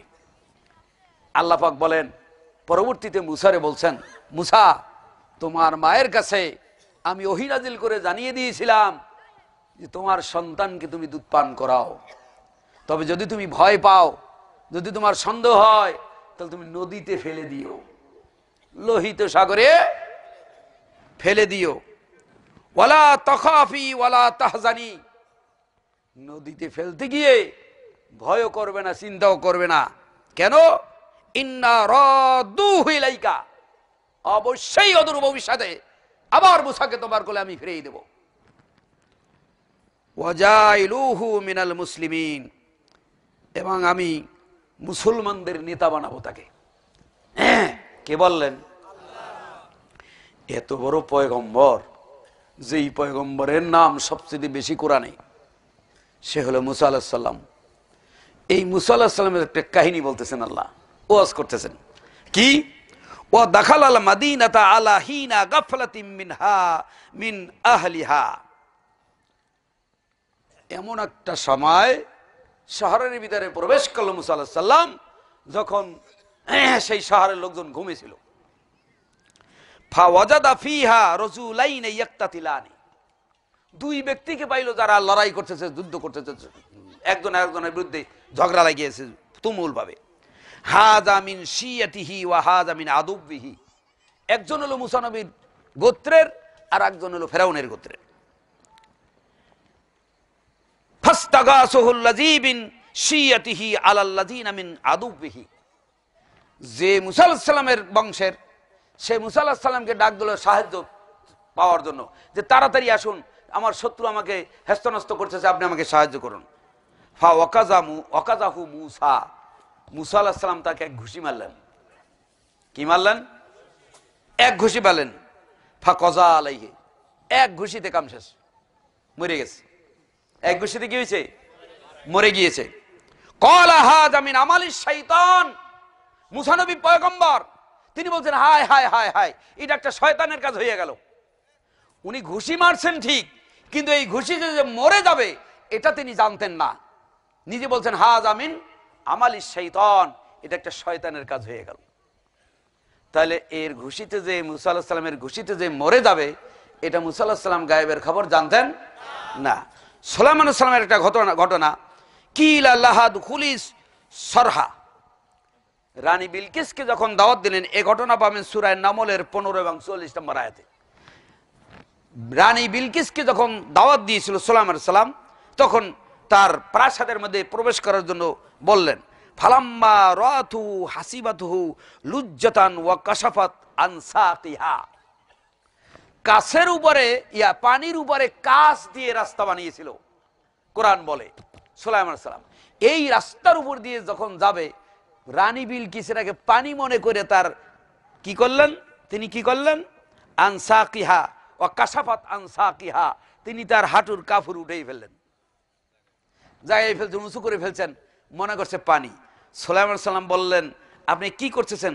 ক্বালা ইন্নাহু সারহুম মুমাররাদুন, এটা তো রাস্তা, কাছের রাস্তা, আপনি কাপড় উঠাচ্ছেন কেন? রানী বিলকিস বললেন, আল্লাহ আমার ভুল হয়ে গেছে, আমি ঈমান আনলাম সুলাইমান সহ তোমার উপরে, সুলাইমানের রব যিনি তার উপরে ঈমান আনলাম সুলাইমান সহ। তাহলে রানী বিলকিসও জানতেন না চোখের সামনে কাছের একটা রাস্তা, এই রাস্তাটা যে কাছ কি পানি, এটা রানী বিলকিস জানতেন না। তাহলে এই ঘটনাগুলো, কোরআনের কাহিনীগুলো দিয়ে আমি এই জিনিসটি আপনাদেরকে বুঝাইতে চাচ্ছি, সেটা হলো এই যে গায়েবের খবর একমাত্র আল্লাহ ছাড়া কোনো পয়গম্বরও জানতেন। কোরআনে কোনো অলিয়া উলিয়ার কাহিনী নাই, কোরআনে পয়গম্বরদের কাহিনী আছে, কথা ঠিক কিনা? অলিয়া উলিয়া বড় না পয়গম্বর বড়? তাই সবচেয়ে বড় যারা পয়গম্বর, আল্লাহর পরে দিয়ে যাদের স্থান, সেই মানুষগুলো গায়েবের খবর জানতেন না। আমি জিজ্ঞেস করি, কোরআন শরীফে সূরা ইউসুফ নামে একটা সূরা আছে, এই সূরা ইউসুফের মধ্যে ইয়াকুব নবীর কাহিনী আছে। ইয়াকুব নবীর ছেলে হলো ইউসুফ, ইউসুফকে ফুসলেই ফাসলেই তার ভাইরা নিয়া তারপরে কূপের মধ্যে ফেলাইয়া বেদামিন কাজিব, মিথ্যা রক্ত মাখা অবস্থায় জামা কাপড় এনে এশা আইয়াব কোন এশার নামাজের সময় কান্দে কেটে বলে, আব্বা ইউসুফকে বাগে খেয়ে ফেলাইছে। আমি জিজ্ঞেস করি, আপনারা যারা এই ঘটনা শুনছেন, ইয়াকুব আলাইহিস সালাম কি বলতে পারছিলেন যে তোমরা মিথ্যা কথা বলছো কেন? ইউসুফকে তোমরা কূপের মধ্যে ফেলাই দিয়া আমার সাথে ঠাট্টা করতেছো, এরকম নাকি বলছিলেন? উনি পয়গম্বর হওয়ার পরও কিছু দূরে তার ছেলেকে জঙ্গলের মধ্যে কূপের ভিতরে ফেলানো হলো, তিনি বলতে পারলেন না। তিনি বলেন ফাসাবরুন জামিল, আমি অত্যন্ত ধৈর্য ধারণ করব, কঠিন ধৈর্য ধারণ করব, আল্লাহ একদিন আমার ইউসুফকে আমার কাছে অবশ্যই ফিরিয়ে দিবেন, এই আশাবাদী হয়ে তিনি ধৈর্য ধারণ করলেন। দীর্ঘ 40টি বছর পর্যন্ত অপেক্ষা করলেন। 40টি বছর পর্যন্ত পয়গম্বর হয়ে জানতে পারলেন না ইউসুফ আলাইহিস সালাম কোথায় আছেন। আর এদেশের ভণ্ড ফকিরেরা মুরিদের বাড়িতে কি হচ্ছে না আছে সব বলে দিতে পারে। তাহলে একটা জিনিস সম্পর্কে আপনারা মোটামুটি একটা ধারণা পাইলেন, গায়েবের খবর একমাত্র কে জানেন? এই অদৃশ্যের খবর আল্লাহ ছাড়া আর কেউ জানেন না। দ্বিতীয় আরেকটি জিনিস না বললে নয়, সেটা হলো সালাত। দ্বিতীয় কি? মুত্তাকি। কোরআন থেকে হেদায়েত পাবে কারা? যারা অদৃশ্যের উপর বিশ্বাস করে সঠিকভাবে, আর 2 নম্বরে যারা সালাত কায়েম করে। সালাত কি করে? সালাত কায়েম করার অনেকগুলো দিক আছে, যে দিকগুলো একটাও কম নয়, প্রত্যেকটাই ইম্পর্টেন্ট, প্রত্যেকটাই আমাদের জানা দরকার, কথা ঠিক কিনা?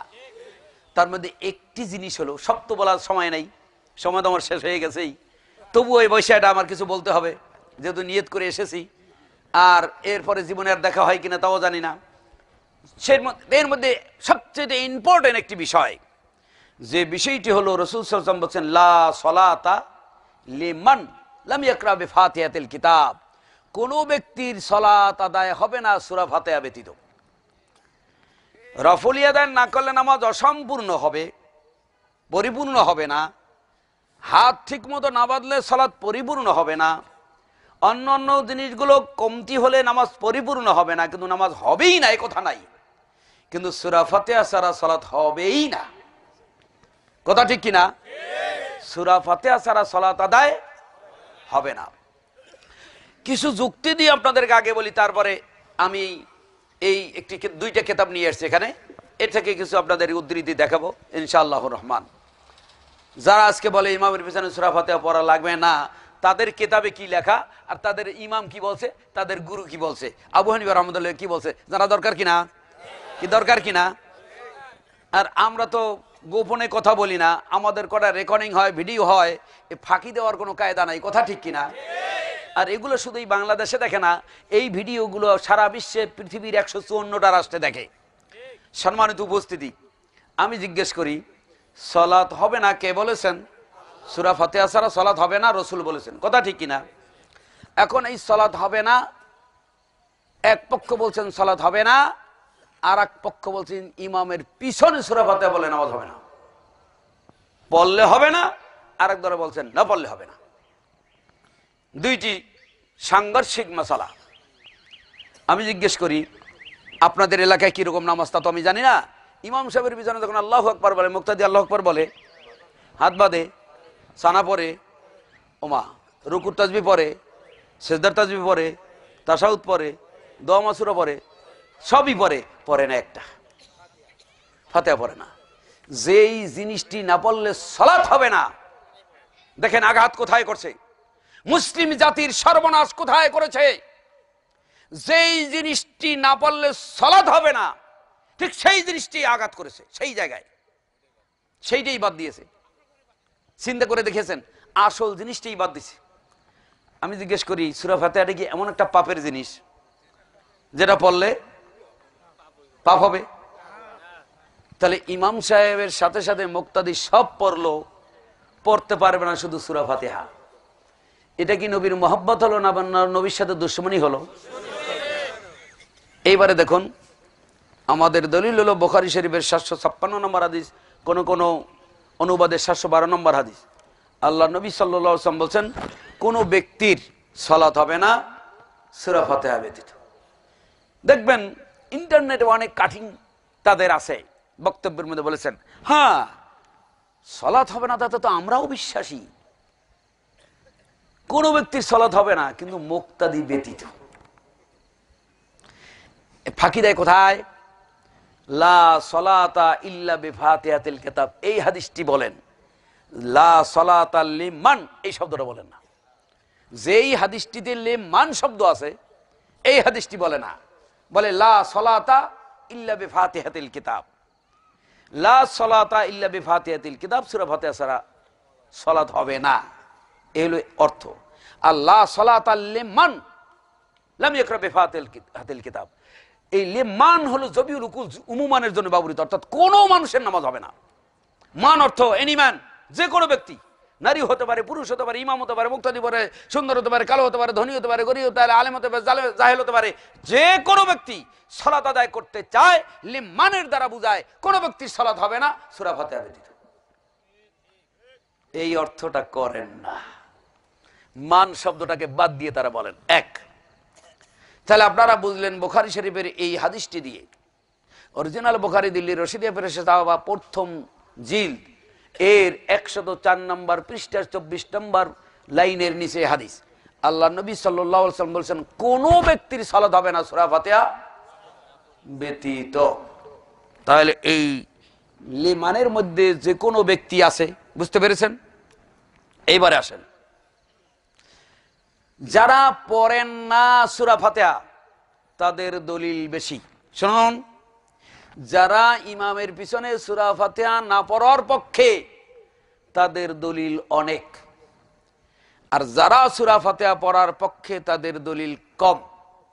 আমি জিজ্ঞেস করি, 200 ছাগল মিলে একটা গরু হয়তো কি হয়নি? ছাগল ছাগলই, ও কোনোদিন গরু হবে না, কথা ঠিক কিনা? 5000 জাল দলিল মিলেইলো একটা রাইট দলিলের সমান হয় না। অতএব মেজরিটি মাস্ট বি গ্রান্টেড লিল আকসার হুকমুল কুল, এটা মানুষের আইন, এটা কোরআনের আইন নয়। সম্মানিত উপস্থিতি, এইবার যারা সূরা ফাতিহা পড়ে না তাদের দলিল শুনুন। কোথায় কোথায় ফাঁকি দেয় শুনতে রাজি আছেন? আমার ভিডিও হচ্ছে, রেকর্ডিং হচ্ছে, এগুলো দেখবেন, শুনবেন, মিলাবেন।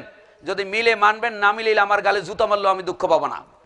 সম্মানিত উপস্থিতি শুনুন, 1 নম্বরে দলিল দিচ্ছেন কোরআন শরীফের সূরা আরাফের 204 নম্বর আয়াত, ইজা কুরিয়াল কুরআনু ফাসতামিউ লাহু ওয়া আনসিতু লাআল্লাকুম তুরহামুন। ইজা কুরিয়াল কুরআনু, কোরআন তেলাওয়াত করলে কি করতে হবে? চুপ করে শুনতে হবে। এই যে দেখছেন, কোরআন শরীফে বলছে আল্লাহ চুপ করে শুনতে, আর এই আহলে হদসরা এরা কয় সূরা ফাতিহা পড়তে। তখন আপনি বিগড়েই যাবেন, ওরে বাবা রে বাবা, কয় কি কোরআনে বলছে চুপ থাকতে, আর ওরা হাদিস দিয়ে দেখো সূরা ফাতিহা পড়তে। কোরআন বড় না হাদিস বড়? তখন আপনি বলবেন হ্যাঁ হাদিস, কোরআন বড়। খবরদার, তাহলে আর ওই আহলে হাদিসদের কাছে যাইও না, ওদের সভা সমিতিও শুনতে যাবা না, গোমরাহ করে ফেলবে। কোরআনে বলছে সূরা কি বলে পড়ার সময় চুপ থাকতে, আর এরা বলতেছে সূরা ফাতিহা পড়তে। কোরআনের আইনকে ভাইলুট করে এদের কাছে যাবানি, তওবা পড়ে আর যাব না। শুনেন, এই তওবা যারা পড়ছেন তারা আবার উল্টো তওবা পড়তে হবে। কেন? এই আয়াতে বলা হয়েছে ইজা কুরিয়াল কুরআনু, কোরআন তেলাওয়াত করার সময় চুপ থাকতে বলছে, কথা ঠিক কিনা? সূরা ফাতিহার সময় নয়। প্রশ্ন, তাহলে সূরা ফাতিহা কি কোরআন নয়? আপনি কি বলেন? সূরা ফাতিহা কোরআন নয়, কোরআনের মা, উম্মুল কোরআন, কথা ঠিক কিনা? কোরআনের মা কিনা? কোরআনের মা কিনা? কোরআন হোক আর যাই হোক, কিন্তু কোরআনের মা কথাটা ঠিক কিনা? মা আর সন্তান কি এক হয়? হতে পারে না। আচ্ছা, জালিকাল কিতাবু লা রাইবা ফিহি, এই জালিকাল কিতাবুর পরে সূরা ফাতিহা না আগে? তো জালিকাল কিতাবুর ভিতরে হইল না বাহিরে? আমি বলছি না, সত্য বাস্তব যারা আছে কোরআন খুলে দেয় নাই, কোরআন আছে জালিকাল কিতাবুর বাহিরে। আর জালিকাল কিতাবু হলো সূরা বাকারা শুরু থেকে নিয়ে সূরা নাসের শেষ পর্যন্ত, এটা হলো জালিকাল কিতাব, কথা ঠিক কিনা? তাহলে সূরা ফাতিহা উম্মুল কোরআন। সূরা হিজরের 87 নম্বর আয়াত, রব্বুল আলামিন বলেছেন ওয়ালাকাদ আতাইনাকা সাবআম মিনাল মাসানি ওয়াল কুরআনাল আযীম। হে নবী, আমি আপনাকে দান করেছি 7 বিশিষ্ট সূরা ফাতিহা এবং মহাগ্রন্থ আল কোরআন। আলাদা হলো কিনা? আমি করছি না আমার বাপে করছে? কে করছেন? তো সূরা ফাতিহা আলাদা কিনা? নবী বললেন সূরা ফাতিহা ছাড়া সালাত হবে না। অন্য কোনো আয়াতের কথা বলেন নাই, সূরা ফাতিহার কথা বলছেন। আর কোরআনের এই আয়াতে বলছেন কোরআন পড়ার সময় চুপ থাকতে হবে, কোরআনের মা পড়ার সময় চুপ থাকতে হবে। এ কথা এই আয়াতে নাই। কি কথা ঠিক কিনা? তাহলে কোরআন পড়ার সময় চুপ থাকতে হবে, 1। 2 নাম্বার, আমরা যারা আহলে হাদিস দাবি করি সূরা ফাতিহা পড়ার পক্ষে, আমাদের সূরা ফাতিহা পড়ার নিয়মটা কি? মুসলিম শরীফের 169 নম্বর পৃষ্ঠাে হাদিস রয়েছে। আবি হুরায়রা রাদিয়াল্লাহু তাআলা আনহু তিনি বলেন রাসূলুল্লাহ সাল্লাল্লাহু আলাইহি ওয়াসাল্লাম বলেন ক্বাল আল্লাহু আযজা ওয়া জাল, আল্লাহ নিজে বলেছেন কাসসামতু সালাতা বাইনি ওয়া বাইনা আবদি ওয়া লি আবদি মা সালা, আমার মাঝে আর বান্দার মাঝখানে সালাতটা 2 ভাগে বিভক্ত করি। বান্দা যখন বলি যা ক্বাল আল আবদু আলহামদুলিল্লাহি রাব্বিল আলামিন ক্বাল আল্লাহু আযজা ওয়া জাল হামাদানি আবদি, বান্দা যখন একটা বলে তার উত্তরে আল্লাহ আর একটা বলেন, আবার একটা যখন আয়াত পড়েন তার উত্তরে আল্লাহ আর একটা বলেন।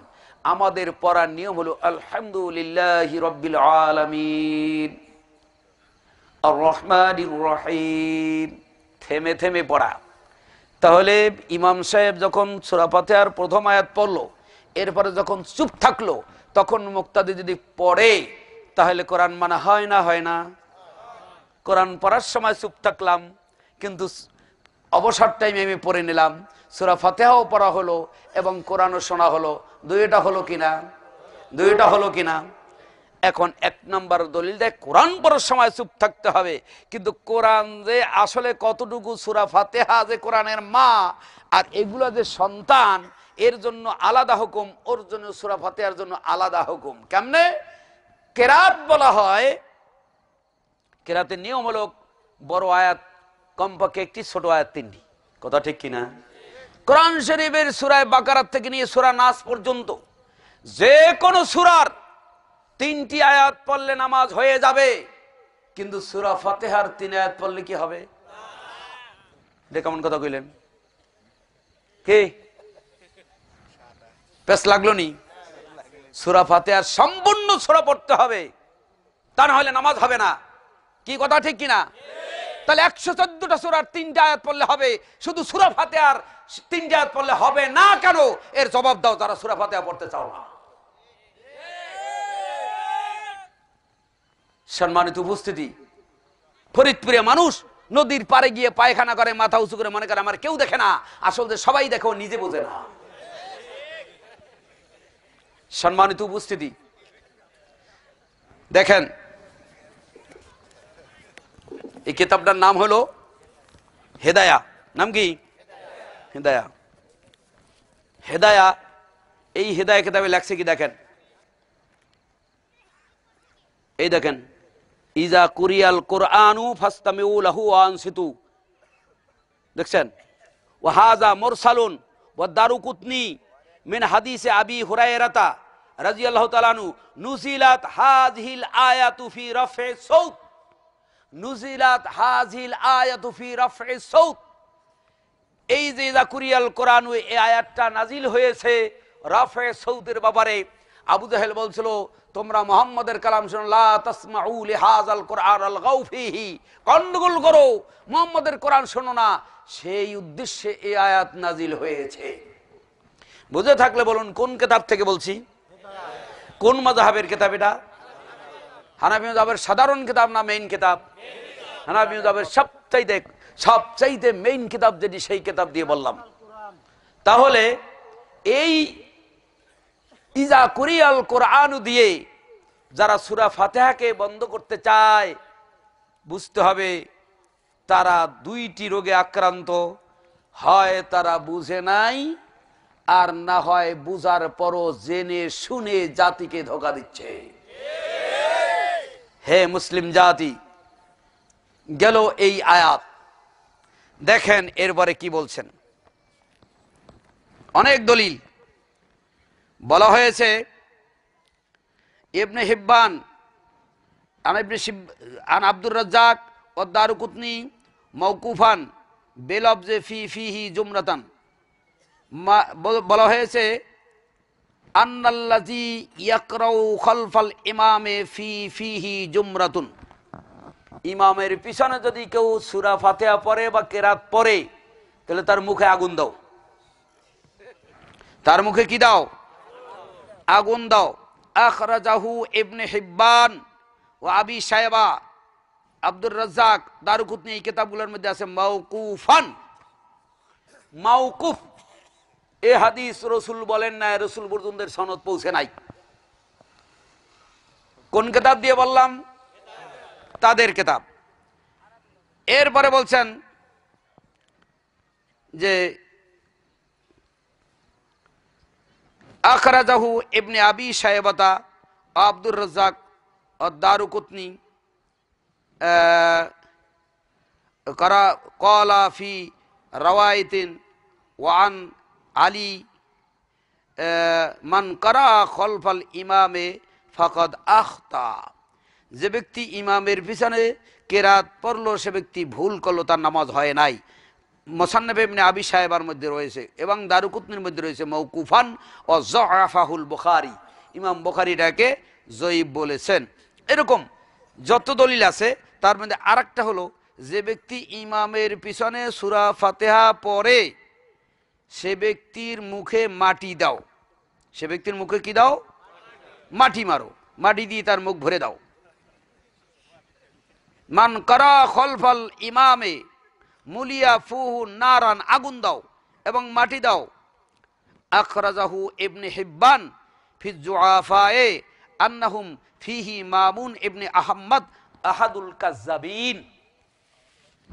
এই হাদিসের বর্ণনাকারীর মধ্যে একজন রাবি হলো মামুন ইবনে আহমদ, সে হলো মিথ্যাবাদীর মধ্যে অন্যতম, কাজ্জাব। বুঝতে পারলেন? কি বুঝলেন? এই দলিলগুলো পেশ করা হয়। এরপরে আসুন, এই দলিলে যখন ফেল করে এই আয়াতে, দ্বিতীয় নম্বরে টপ করে লাভ দিয়ে আরেক জায়গায় যায়। মুসলিম শরীফের এই 174 নম্বর পৃষ্ঠায় মুসলিম শরীফে একটি হাদিস রয়েছে, ইন্নামা জুইলাল ইমামু লিইউতাম্মা বিহি, নিশ্চয়ই ইমাম নিযুক্ত করা অনুসরণের জন্য। ইজা কাব্বারা ফাকাব্বিরু, ইজা রাকা ফারকাউ, ইজা কারা ফানসিতু। ইমাম যখন তাকবীর বলে অতঃপর তোমরা তাকবীর বলো, ইমাম যখন রুকু করে অতঃপর তোমরা রুকু করো, ইমাম যখন কেরাত পড়ে তখন তোমরা চুপ থাকো। এখন কি করবেন? এখানে তো কোরআন টোরান বলে না, যা পড়বে চুপ থাকতে হবে। কোথায় যাইবেন? দেশেরই আলা দেশের জাহান্নামের চৌরাস্তা ঢুকাইয়া কোথায় যাইবেন? এখন মুসলিম শরীফ হাদিস, আপনারা বুখারী মুসলিম কোন কোথায় যাবেন? ওই যে মনে করছে আমি পায়খানা করি আর কেউ দেখে না। দেখুন, গালি নয়, মন্দ নয়, পায়ে হাত দিয়ে বলছি বন্ধুরা আমার, ভুল যদি আমার হয় ভুল সংশোধন করে দিবেন, এটা মুমিনের বৈশিষ্ট্য। অতএব আমরা সবাই মুসলমান, আপনারা মুসলমান, ভুলকে সংশোধন করে দেওয়ার মানুষ কিন্তু এই যুগে খুব কম। মনে রাখবেন, ভুল জিনিস সংশোধন করে দিল সে আপনাকে জাহান্নাম থেকে তুলে উঠাইল। কি কথা ঠিক কিনা? এই হাদিসে বলা হলো যে ইমাম পড়লে তোমরা চুপ থাকবে, তাই তো? তাই তো মুসলিম শরীফের হাদিস। এখন কোথায় যাবেন? এই হাদিসটি হলো মেইন, কিন্তু আসল গোড়ায় সিসিন ফাক। এই হাদিসটা খুলেন মুসলিম শরীফ, হাদিসের সনদের মধ্যে রয়েছে আন কাতাদাতা, হাজিহি জিয়াদাতু আন কাতাদাতা। এই যে ইজা কারা ফানসিতু এই শব্দটুকু, এটা কাতাদা অতিরিক্ত বর্ণনা করেছেন, এটা রসুলের কথা নয়। পাইলেন? আবু দাউদ শরীফের 119 পৃষ্ঠার 13 নম্বর লাইনের নিচে ইমাম আবু দাউদ এই হাদিসটি আনার পরে বলছেন, হাজিহিল লাফজাতু ইজা কারা ফানসিতু লাইসাত বিমাহফুজাতিন। এই যে ইজা কারা ফানসিতু, ইমাম বলে তোমরা চুপ থাকো, এই কথাটুকু এটা লাইসাত বিমাহফুজাতিন, এই কথাটুকু সংরক্ষিত নয়। আল আহমু ইনদানা আবু খালিদিন, আমাদের কাছে এটা প্রমাণিত রয়েছে, এটা আবু খালেদের মন্তব্য, এটা রসুলের কথা নয়। কয়টা দলিল গেল? তারা তিনটা দলিল, মেইন তিনটা দলিল পেশ করেন। কয়টা? তাহলে এই দ্বিতীয় নম্বরের দলিলটা কি মানার যোগ্য থাকলো? ইমাম যা যা করে মুক্তাদির তাই তাই করতে হবে, কিন্তু ইমাম পড়লে চুপ থাকো এই কথাটা রাসূল বলেন নাই। প্রমাণ ওই হাদিসের সনদের মধ্যে রয়েছেন। সম্মানিত উপস্থিতি, 3 নম্বরে যে দলিল সেটা হলো ইবনে মাজার 61 পৃষ্ঠার 18 লাইনের নিচের থেকে একটি হাদিস, যে হাদিসটি এই কিতাবের 109 পৃষ্ঠা বলেছে লা ইয়াকরাউল মুতাম্মু খালফাল ইমাম, ইমামের পিছনে কিছু পড়া যাবে না। লিকাউলিহি আলাইহিস সালাম, রাসূল সাল্লাল্লাহু আলাইহি ওয়াসাল্লাম বলেছেন মান কানা লাহু ইমামুন ফাকরাতুল ইমাম লাহু কিরাতুন, যে ব্যক্তি ইমামের পিছনে সালাত আদায় করবে ইমামের কেরাতই মুক্তাদির কেরাত, ইমাম পল্লী মুক্তাদির হয়ে যাবে। দেখেন, ইমামের কেরাত মুক্তাদির কেরাত, ইমামের ফাতিহা মুক্তাদির ফাতিহা, তা কিন্তু বলা হয় নাই। কেরাত বললে সূরা ফাতিহা বাদ দিয়া 113টা সূরা বুঝাইবে, কিন্তু সূরা ফাতিহা নয়। যেহেতু 113টা সূরার যে কোনো জায়গা থেকে 3 আয়াত পরিমাণ পড়লে হয়ে যাবে, কিন্তু সূরা ফাতিহার শুরু থেকে শেষ পর্যন্ত না পড়লে হবে না। বিদায় কেরাত বললে সূরা ফাতিহাকে বাদ দিয়ে 113টা সূরাকে বোঝাবে। তাহলে কেরাত পড়ার সময় ইমামের কেরাতই মুক্তাদির কেরাত, এই হলো তাদের হেদায়ের দলিল। এইবার দেখেন ইমাম আবু হানিফা রাহমাতুল্লাহ কি বলছে, শুনবেন নি? শুনবেন নি? শুনতে মনে চায় না? দেখেন ভিডিও হচ্ছে, শুনুন। ইমাম আবু হানিফা রাহমাতুল্লাহ আলাইহি, আল্লাহ তাকে জান্নাত নসিব করুক, যেহেতু তার কথা এখানে যদি আমরা না পেতাম সত্যকে আমরা উপস্থাপন করতে পারতাম না। হে দুনিয়ার বাসী শুনুন, কিতাব আমি খুলে দেখাচ্ছি। এই হেদায়েত কিতাবের সাথে একটি কিতাব আছে দেরায়া, 120 নম্বর পৃষ্ঠা, দেরায়ার 31 নম্বর লাইন। দেখুন এখানে কি লিখেছেন। হাদিস মান কানা লাহু ইমামুন ফাকরাতুল ইমাম লাহু কিরাতুন, ইবনে মাজাহ থেকে এই দলিলটা এনেছেন। এরপরে বলেছেন আন জাবিরুল জুফি, বর্ণনা করেছেন কে? জাবের জুফি। আহুয়া যায়ীফুন, দেখেন ঠিক বলছি না মিথ্যা বলছি? আহুয়া যায়ীফুন, জাবের জুফি কি? যায়ীফ ব্যক্তি। এইবার মজার কথাটা শুনেন। আকাদ ক্বালা আবু হানিফা, আবু হানিফা রাহমাতুল্লাহ আলাইহি বলছেন মা রাআইতু আকযাবা মিনহু, এই যে ব্যক্তি বলছে ইমামের কেরাতই মুক্তাদির কেরাত, এর চাইতে বড় মিথ্যাবাদী আমি কাউকে দেখি নাই। কি বুঝলেন? কি বুঝলেন? তাদের কিতাব দিয়ে বললাম না আমার বাপের কিতাব দিয়া? তাদের কিতাব। কথা ঠিক কিনা? আহলে হাদিসরা খারাপ কেন? তারা ইমামের পিছনে সূরা ফাতিহা পড়ে কেন?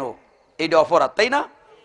4 মাযহাব মানে না, 4 মাযহাব মানে না, ওরা মুসলমান না, ওরা বেদিন, ওরা কাফের, ওরা দাজ্জাল, এরকম অনেক কিছু বলে কি না? এই এখনকার যুগের আলেম ওলামারা বলেন। এই যে দেখেন বই লিখেছেন শাইখুল হিন্দ মাওলানা মাহমুদুল হাসান দেওবন্দি, আজ থেকে 130 বছর আগে এই বইটা লিখে গেছেন শাইখুল হিন্দ। সারা ভারতবর্ষের মধ্যে বড় আলেম তিনি। এই যারা এখন লাফালাফি করেন ওই শাইখুল হিন্দের ছাত্র হওয়ার যোগ্য তারা না। এই লোক লিখেছেন, দেখেন 72 নম্বর পৃষ্ঠা। কয় পৃষ্ঠা? 72 নম্বর পৃষ্ঠা। দেখেন এরা এইগুলা লেখার কারণে আরো ভালো হয়েছে। কথা ঠিক কিনা? যদি আমরা 1000 দলিল দিলেও বিশ্বাস করবে না, কিন্তু তাদের গুরুর গুরু, বাবার গুরু, দাদার গুরু, তার কথা যখন বলবো আস্তে মাথা নত করতে হবে। শুনছো 12 হাত পুকুরের মধ্যে একটা 13 হাত গজাল মাছ পাওয়া গেছে। দুরু আহমক জানি কোথাকার, 12 হাত পুকুরের মধ্যে 13 হাত গজাল মাছ থাকে কি করে? রাগ করেন, আপনার দাদা হুজুর কেবলা কইছে। তাহলে মনে হয় লেজটা ভাঁজ করেছিল। দেখুন দেখুন একটু পড়ে শোনাই। তাদের 4 মাযহাবের মধ্যে একটা মাযহাবের নাম শাফি মাযহাব। ইমাম শাফি রহমাতুল্লাহ আলাইহির পুরনো উক্তি মোতাবেক জাহরি নামাজে মুক্তাদির ফাতিহা পাঠ ওয়াজিব নয়, কিন্তু জীবন শনাক্তে মৃত্যুর 2 বছর আগে যখন তিনি মিশরে অবস্থান করছিলেন তখন তার নতুন মতে জাহরি নামাজেও মুক্তাদির ফাতিহা পাঠ ওয়াজিব বলেছেন।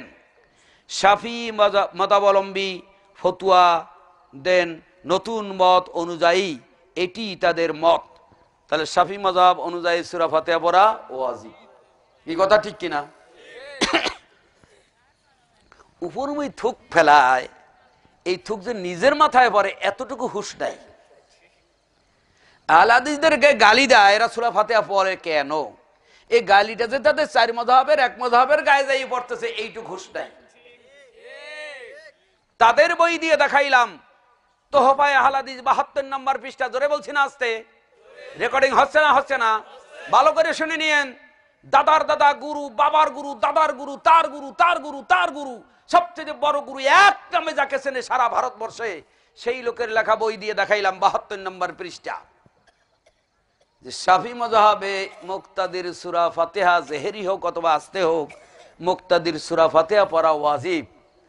তাহলে বুঝে থাকলে বলুন, ইমামের পিছনে সূরা ফাতিহা পড়া শুধু আহলে হাদিসরা বলছেন না, তাদের মাযহাবের ইমামরাও বলছেন। তাই মাযহাবের ইমাম বলছে তাতে দোষ নাই, আহলে হাদিসরা বললে দোষ। দেখলেন অবস্থাটা? আসল ব্যাপারটা তা নয়। বলবো নি আসল ব্যাপারটা? আসল ব্যাপারটা তা নয়। এরা তারাও জানে যে চারি মাযহাবের দুই মাযহাব, আহলে হাদিসরা যা করে তা দুই মাযহাবের মধ্যে আছে, হানাফিরা যা করে তা শুধু এক মাযহাবে আছে, আর আহলে হাদিসেরটা আছে দুই মাযহাবে, হাম্বলি এবং শাফি মাযহাবে। দুই মাযহাবের আবেদন করার কথা বলছেন, দুই মাযহাবে বুকে হাত বাঁধার কথা বলছেন, তাদের বিরুদ্ধে কথা নাই। আহলে হাদিসের বিরুদ্ধে বিশুদ্ধকরণ কেন? তার কারণ হলো ভান্ডারীদের কারণে তাদের তাবিজের ব্যবসা বন্ধ হওয়ার কোনো আশঙ্কা নেই। ল্যাংটা পীরের কারণে তাদের মিলাদের ব্যবসা বন্ধ হওয়ার কোনো সম্ভাবনা নেই। দেওয়ানবাগির কারণে কখনো তাদের পীরগিরির ভণ্ডামি বন্ধ হওয়ার কোনো আশঙ্কা নেই। একমাত্র কেবলমাত্র শুধুমাত্র আহলে হাদিসের কারণেই তাদের বিনা পুঁজির ব্যবসা বন্ধ হইয়া যাবে বিধায় আহলে হাদিস ঠেকাও, পিস টিভি ঠেকাও। আশা করি বুঝতে পেরেছেন।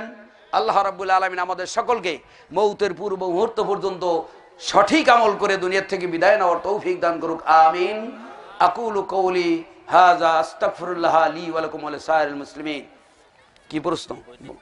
বলেন বলেন। হ্যাঁ, বিয়ের অনুষ্ঠানে, অলিমার অনুষ্ঠানে মিষ্টিমুখ করানো সুন্নাত। আল্লাহ রাসূল খেজুর দিয়ে মিষ্টিমুখ করতে বলেছেন। আপনারা যদি মিষ্টিমুখ করান এটা অবৈধ না, এটা জায়েজ।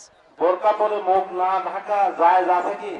বোরকা তুলে মুখ ঢাকবে না কেন? সূরা নূরের 31 বলছে ওয়ালা ইউবদিনা যিনাতাহুন্না, মহিলারা তাদের সৌন্দর্য প্রকাশ না করে। আর সৌন্দর্য তো সবচেয়ে বেশি চেহারায়, সেই চেহারাই যদি খুলে ফেলাইলেন তার বাদ থাকলো কি? বিয়ের পর চুরি এবং বরপক্ষ থেকে যে নাকফুল দেয় তা যদি না পড়ি কোনো সমস্যা হবে কি? কোনো সমস্যা নেই। মেয়েদের পোলারওয়ালা জামা পরা যাবে কি? মেয়েদের, পুরুষদের পোশাক নারীদের এবং নারীদের পোশাক পুরুষদের, এদের প্রতি আল্লাহর এবং ফেরেশতাদের লানত অভিশাপ তাদের প্রতি, এটা পরা জায়েজ নেই। মেয়েরা যদি চুলে বাঁকা সিঁথি করে তাহলে শরীয়তে কি কোনো বাধা আছে? স্বামীকে খুশি করার জন্য বাঁকা কেন, তেরা বাঁকাও করতে পারবে, কোনো অসুবিধা নেই, কিন্তু অন্য কাউকে খুশি করার জন্য নয়। বোরকা পরে অর্ধেক মাথা ঢেকে রাখা যাবে কি? বোরকা পরে যাওয়ার অনুমতি হলো বিশেষ প্রয়োজনে। বোরকা পরবেন এমন বোরকা, চেহারা খারাপ হইলে অন্তত বোরকার দিকে যেন তাকায়, এইরকম বোরকা পরা ইসলামী শরীয়তে জায়েজ নাই। বোরকা পরবেন একান্ত প্রয়োজনে, সেটা যেন সৌন্দর্য না হয়, একান্ত প্রয়োজনে বাহিরে যাওয়ার জন্য ঢোলাঢালি একটা বোরকা পরবেন, যাতে যার প্রতি মানুষ আকৃষ্ট না হয়। আমরা প্রতিদিন স্কুলে জাতীয় সঙ্গীত গাই, এই গানটি কি গাওয়া যাবে? ওটা রাজনৈতিক ব্যাপার, ওটা তাদের ব্যাপার, ও ব্যাপারে আমাদের কোনো সিদ্ধান্ত নাই। কোরআন হাদিসে কোথাও নাই যে এই জাতীয় সঙ্গীত গাইতে হবে। আমাদের সমাজের কিছু লোক সৌদি আরবের সাথে ঈদের সালাত আদায় করতে চায়, এমনকি তারা সালাত আদায় করতে মসজিদে আসে, আমরা তাদেরকে মসজিদ থেকে বের করে দিই, এতে আমাদের পরকালে কিছু হবে কি? না, মসজিদ থেকে বের করে দেবেন কেন? এটা একটা ইখতিলাফি মাসালা। তারা যদি উল্টাও বুঝে থাকে তাদেরকে মসজিদ থেকে বের করে দিবেন না।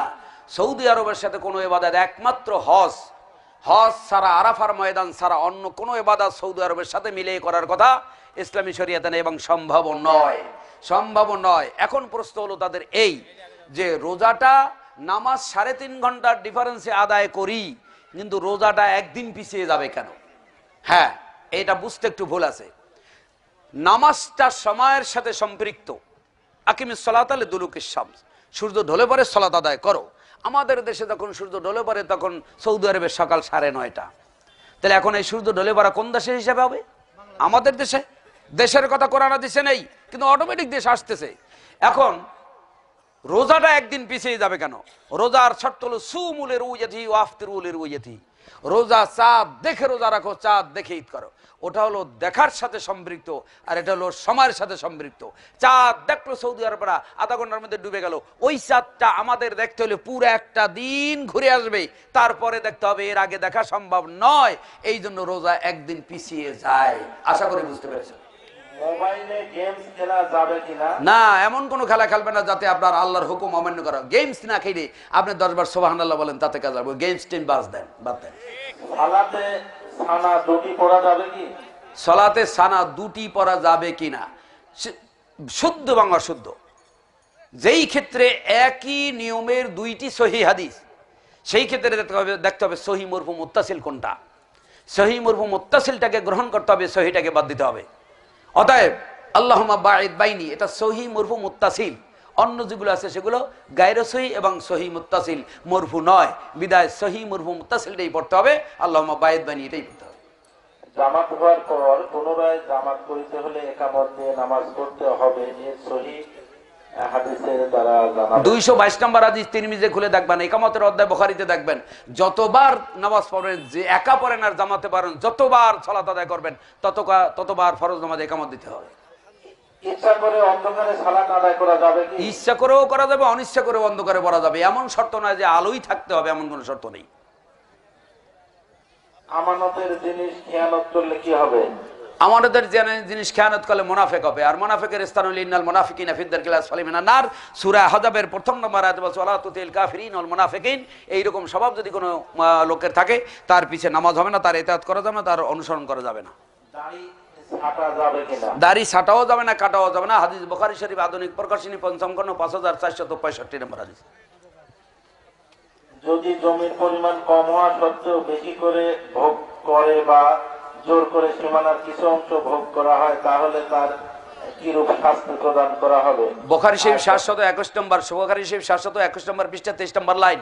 আল্লাহ নবী বলছেন, মান আখাযা শিবরা মিনাল আরদি যুলমানি ইউতাফাকু হু ইয়াউমাল কিয়ামাতি 70 আরযাইন। 1 বিঘা জায়গা যদি কেউ কারো অন্যায়ভাবে ঠকিয়ে খায়, তাহলে তার 70 গুণ পরিমাণ জমি তার গলায় কিয়ামতের মাঠে লটকিয়ে দেওয়া হবে। আহলে হাদিস নিজেকে বলা যাবে কি? আহলে হাদিস কোনো দলের নাম না, কোনো ব্যক্তির নাম না। আহলে হাদিস একটা শব্দ। এই শব্দটা মুসলমান হওয়ার জন্য পূর্ব শর্ত। যাকে বলা হয় কোরআন হাদিসের অনুসারী, কোরআন হাদিসের অনুসারী, এইটাকে আরবিতে বলা হয় আহলে হাদিস। আপনি তাকে যদি জিজ্ঞেস করে কোরআন হাদিস মানেন, তা আপনি কি বলবেন? মানি না বলবেন? মানি। ওইটা আরবিতে বলে বুঝা আহলে হাদিস। অতএব কোনো দলের নাম না, কিন্তু এটা পূর্ব শর্ত। মুসলমান হওয়ার জন্য কোরআন হাদিস মানা যেমন পূর্ব শর্ত, এই শব্দটা ওই কোরআন হাদিস মানার সাথে সম্পৃক্ত। দলের সাথে যদিও না আছে, কিন্তু ওই শব্দের সাথে সম্পৃক্ত। হযরত ইব্রাহিম আলাইহিস সালাম মুসলিম জাতির পরিচয় দিয়েছেন, কিন্তু আহলে হাদিস পরিচয় কে দিয়েছেন? কোরআন ও হাদিসের আলোকে বুঝায়। আহলে হাদিসকে পরিচয় দিয়েছেন, এটা কোরআন হাদিস বুঝাইতে হবে, তাই তো? আহলে হাদিস হাদিসের অনুসারী, হাদিসের অনুসারী। কোরআনকে হাদিস বলছে আল্লাহু নাযালা আহসান আল হাদিস কিতাবা, সূরা জুমার 23 নম্বর আয়াত। আল্লাহ পাক বলছেন, সবচেয়ে আল্লাহ পাক বলেন আমি উত্তম হাদিসের কিতাব নাজিল করছি। কোরআনকে হাদিস বলছে আল্লাহ। কি কথা ঠিক কিনা? এরপরে লক্ষ্য করে দেখেন মেশকাতের 29 পৃষ্ঠায় 3 নম্বর লাইনের নিচে আল্লাহ রাসূল বলছেন ফাইন্না খায়রাল হাদিসে কিতাবুল্লাহ। ফাইন্না খায়রাল হাদিসে কিতাব, সবচেয়ে উত্তম হাদিস কোনটা? আল্লাহর কিতাব। কোরআনকে হাদিস বলছে। অতএব এক কথায় আহলে হাদিস অর্থ কোরআন এবং হাদিসের অনুসারী। রসুলের কথাকে হাদিস বলে, এর প্রমাণ রসুলের কথাকে হাদিস বলে। তারপর ওয়াম্মা বিনিআমাতি রাব্বিকা ফাহাদ্দিস, ওয়াম্মা বিনিআমাতি রাব্বিকা ফাহাদ্দিস। তোমার রবের পক্ষ থেকে যে নিয়ামত দান করেছে তা হাদিস, বয়ান করো। নবীর বয়ানকে, নবীর কথাকে হাদিস বলছে। অর্থাৎ নবীর কথাও হাদিস, আল্লাহর কোরআন ও হাদিস। আল্লাহ নিজে বলেছেন। অর্থাৎ এক কথায় হাদিসের অনুসারী অর্থাৎ কোরআন হাদিসের অনুসারী। অর্থাৎ কোরআন হাদিসের অনুসারী আপনি বলবেন না, তা কি বলবেন? সেই শব্দটা দেন। কোরআন হাদিসের অনুসারী, এটা কেউ যদি না বলে সে মুসলমান থাকে না। কেউ এটাকে আরবিতে বলে, কেউ এটাকে বাংলায় বলে, পার্থক্য এতটুকুই। টুপি মাথায় দিয়ে সবসময় থাকা যাবে কি? 4120 নম্বর হাদিস মেশকাত। টুপি মাথায় দিতে হবে, কথাটা এমন নয় মাথা ঢেকে রাখতে হবে। আল্লাহ রাসূল মাথা ঢেকে রেখেছেন। রুমাল দিয়ে ডাকতে পারেন, চাদর দিয়ে ডাকতে পারেন, টুপি দিয়ে ডাকতে পারেন। টুপি দিয়ে ডাকি কেন? এটা সহজে বাতাসে ফেলে দিতে পারে না, এই জন্য আমরা এটাকে ব্যবহার করি। শুক্রবার ফরজ নামাজের পরে সুন্নত কয় রাকাত পড়বো? কমপক্ষে 2 রাকাত পড়বেন এবং ইনশাআল্লাহ বাড়িতে গিয়ে পড়া উত্তম। ওষুধ না দিলে কি হবে? ওষুধ না ওসর না দিলে যত মানুষ ওই ফসল খাবে সবাই হারাম খাইলো। ওসর না দিলে ফসল হারাম হয়ে যায়, জাকাত না দিলে অর্থ হারাম হয়ে যায়। অর্থাৎ জাকাত দিতে হবে অর্থকে পবিত্র করার জন্য, ওসর দিতে হবে ফসলকে পবিত্র করার জন্য। আল্লাহ আল্লাহ বা ইল্লাল্লাহ জিকির করা যাবে কিনা? আল্লাহ আল্লাহ জিকির করা জায়েজ না, ইল্লাল্লাহ জিকির জায়েজ না। সূরা আরাফ 179 নম্বর আয়াত, ওয়ালিল্লাহিল আসমাউল হুসনা ফাদউহু বিহা। আল্লাহর গুণবাচক নাম আছে, সেই নাম সহ আল্লাহকে ডাকো। টাকা দিয়ে চাকরি নেয়ার পর আল্লাহর কাছে মাপ চাইলে মাপ হবে কি? জি না। ইবনে মাজার 274 নম্বর হাদিস, অন্যায় করে সেই অন্যায়কে ঢাকার জন্য, সেই অন্যায় না উৎখাত করা পর্যন্ত আপনি গুনাহ মাফ হবে না। আর অন্যায় করে সুদের টাকা, ঘুষের টাকা হারামভাবে ইনকাম করে যদি দানও করেন, সেই পরিমাণ পাপ আপনার আমলনামায় লেখা হবে, নেকি হবে না। জমি কটে রাখা যাবে কিনা? এত প্রশ্ন কেন? 12:30 বাজে গেছে। লা ইলাহা ইল্লাল্লাহু মুহাম্মাদুর রাসূলুল্লাহ বলা যাবে কিনা? জি না। লা ইলাহা ইল্লাল্লাহু মুহাম্মাদুর রাসূলুল্লাহ একসাথে বলার কোনো সহিহ মারফু মুত্তাসিল হাদিস নেই। আশহাদু আল্লা ইলাহা ইল্লাল্লাহু ওয়া আন্না মুহাম্মাদুর রাসূলুল্লাহ বলা যাবে। লা ইলাহা ইল্লাল্লাহ এতটুকুই কালেমা তয়্যিবা। দলিল হলো সূরা মুহাম্মদ 19 নম্বর আয়াত, সূরা সফফাত 35 নম্বর আয়াত। আকিকা মানে 7 দিনের পরে, আর 7 দিনের পরে আকিকা দেওয়ার কোনো বিধান নাই, পরেও না আগেও না, 7ম দিনেই দিতে হবে। এটা আকিকার অধ্যায় তিরমিজিতে এবং আবু দাউদে পাবেন। কট কি? বন্ধক। প্রত্যেক হাদিসের মধ্যে বাবুর রেহান, বন্ধকের একটা অধ্যায় আছে। বন্ধক রাখা জায়েজ, কিন্তু সেটা টাকা দিয়ে যেন টাকা নেওয়া না হয়, মাল দিয়ে যেন মাল নেওয়া না হয়। মাল দিয়ে টাকা নেবেন, টাকা দিয়ে মাল নেবেন, এটা জায়েজ। এটা বিক্রি আওতায় পড়ে, হাল্লাল্লাহুল বাই'আর আওতায় পড়ে, এটা সুদের আওতায় পড়ে না। আবার তো আবার জমি রেখে, জমির বদলে যদি টাকা নেন জায়েজ, জায়গার বদলে টাকার বদলে জমি নেন জায়েজ, কিন্তু জমি দিয়ে জমি নেওয়া, টাকা দিয়ে টাকা নেওয়া বাড়তি, এটা জায়েজ নেই। এক কথায় উত্তর শেষ। বলেন তাড়াতাড়ি, দুই একটা বলেন। কবরে মাটি দেওয়ার দোয়া কি? কবরে মাটি দা বিসমিল্লাহ আলা মিল্লাতি রাসূলিল্লাহ ছাড়া আলাদা কোনো দোয়া নেই। বিসমিল্লাহ। মহিলা বক্তার ওয়াজ করা জায়েজ কি? মহিলাদের ওয়াজ করা যায় নাই। মহিলারা শুধু নিজ বাড়িতে, নিজ ফ্যামিলিতে যারা আছে তাদেরকে ওয়াজ শুনাইতে পারবেন, বাহিরে পারবেন না। আয়েশা সিদ্দিকা রাদিয়াল্লাহু তাআলা আনহা 2210টি হাদিস বর্ণনা করছেন, ঘরে বসে সাহাবীরা বাইরে থেকে শুনেছেন, কিন্তু বাহিরে যান নাই তিনি। আর সুদখোরের সাথে নামাজ পড়া যায় কিনা? সুদখোর যিনি সুদ খায়, আল্লাহ নবী সাল্লাল্লাহু আলাইহি ওয়াসাল্লাম বলেছেন আত-তাগীব আত-তারহিব 308 পৃষ্ঠা 10 নম্বর লাইন, আর রেবা সালাসু ওয়া সাবুনা বাবান আইসারু হাইয়ান কারজুল উম্মাহু। সুদের 73টারও বেশি পাপ, তার মধ্যে সবচেয়ে ছোট পাপ হলো সে যেন তার মায়ের সাথে জিনা করলো। এই সংশ্লিষ্ট আরো প্রশ্ন আছে, 5 ওয়াক্ত নামাজ পড়ে কিন্তু সুদ খায়, এই নামাজ কি জায়েজ? এই নামাজ পড়ে কোনো লাভ নাই, সুদখোরের নামাজ কবুল হবে না।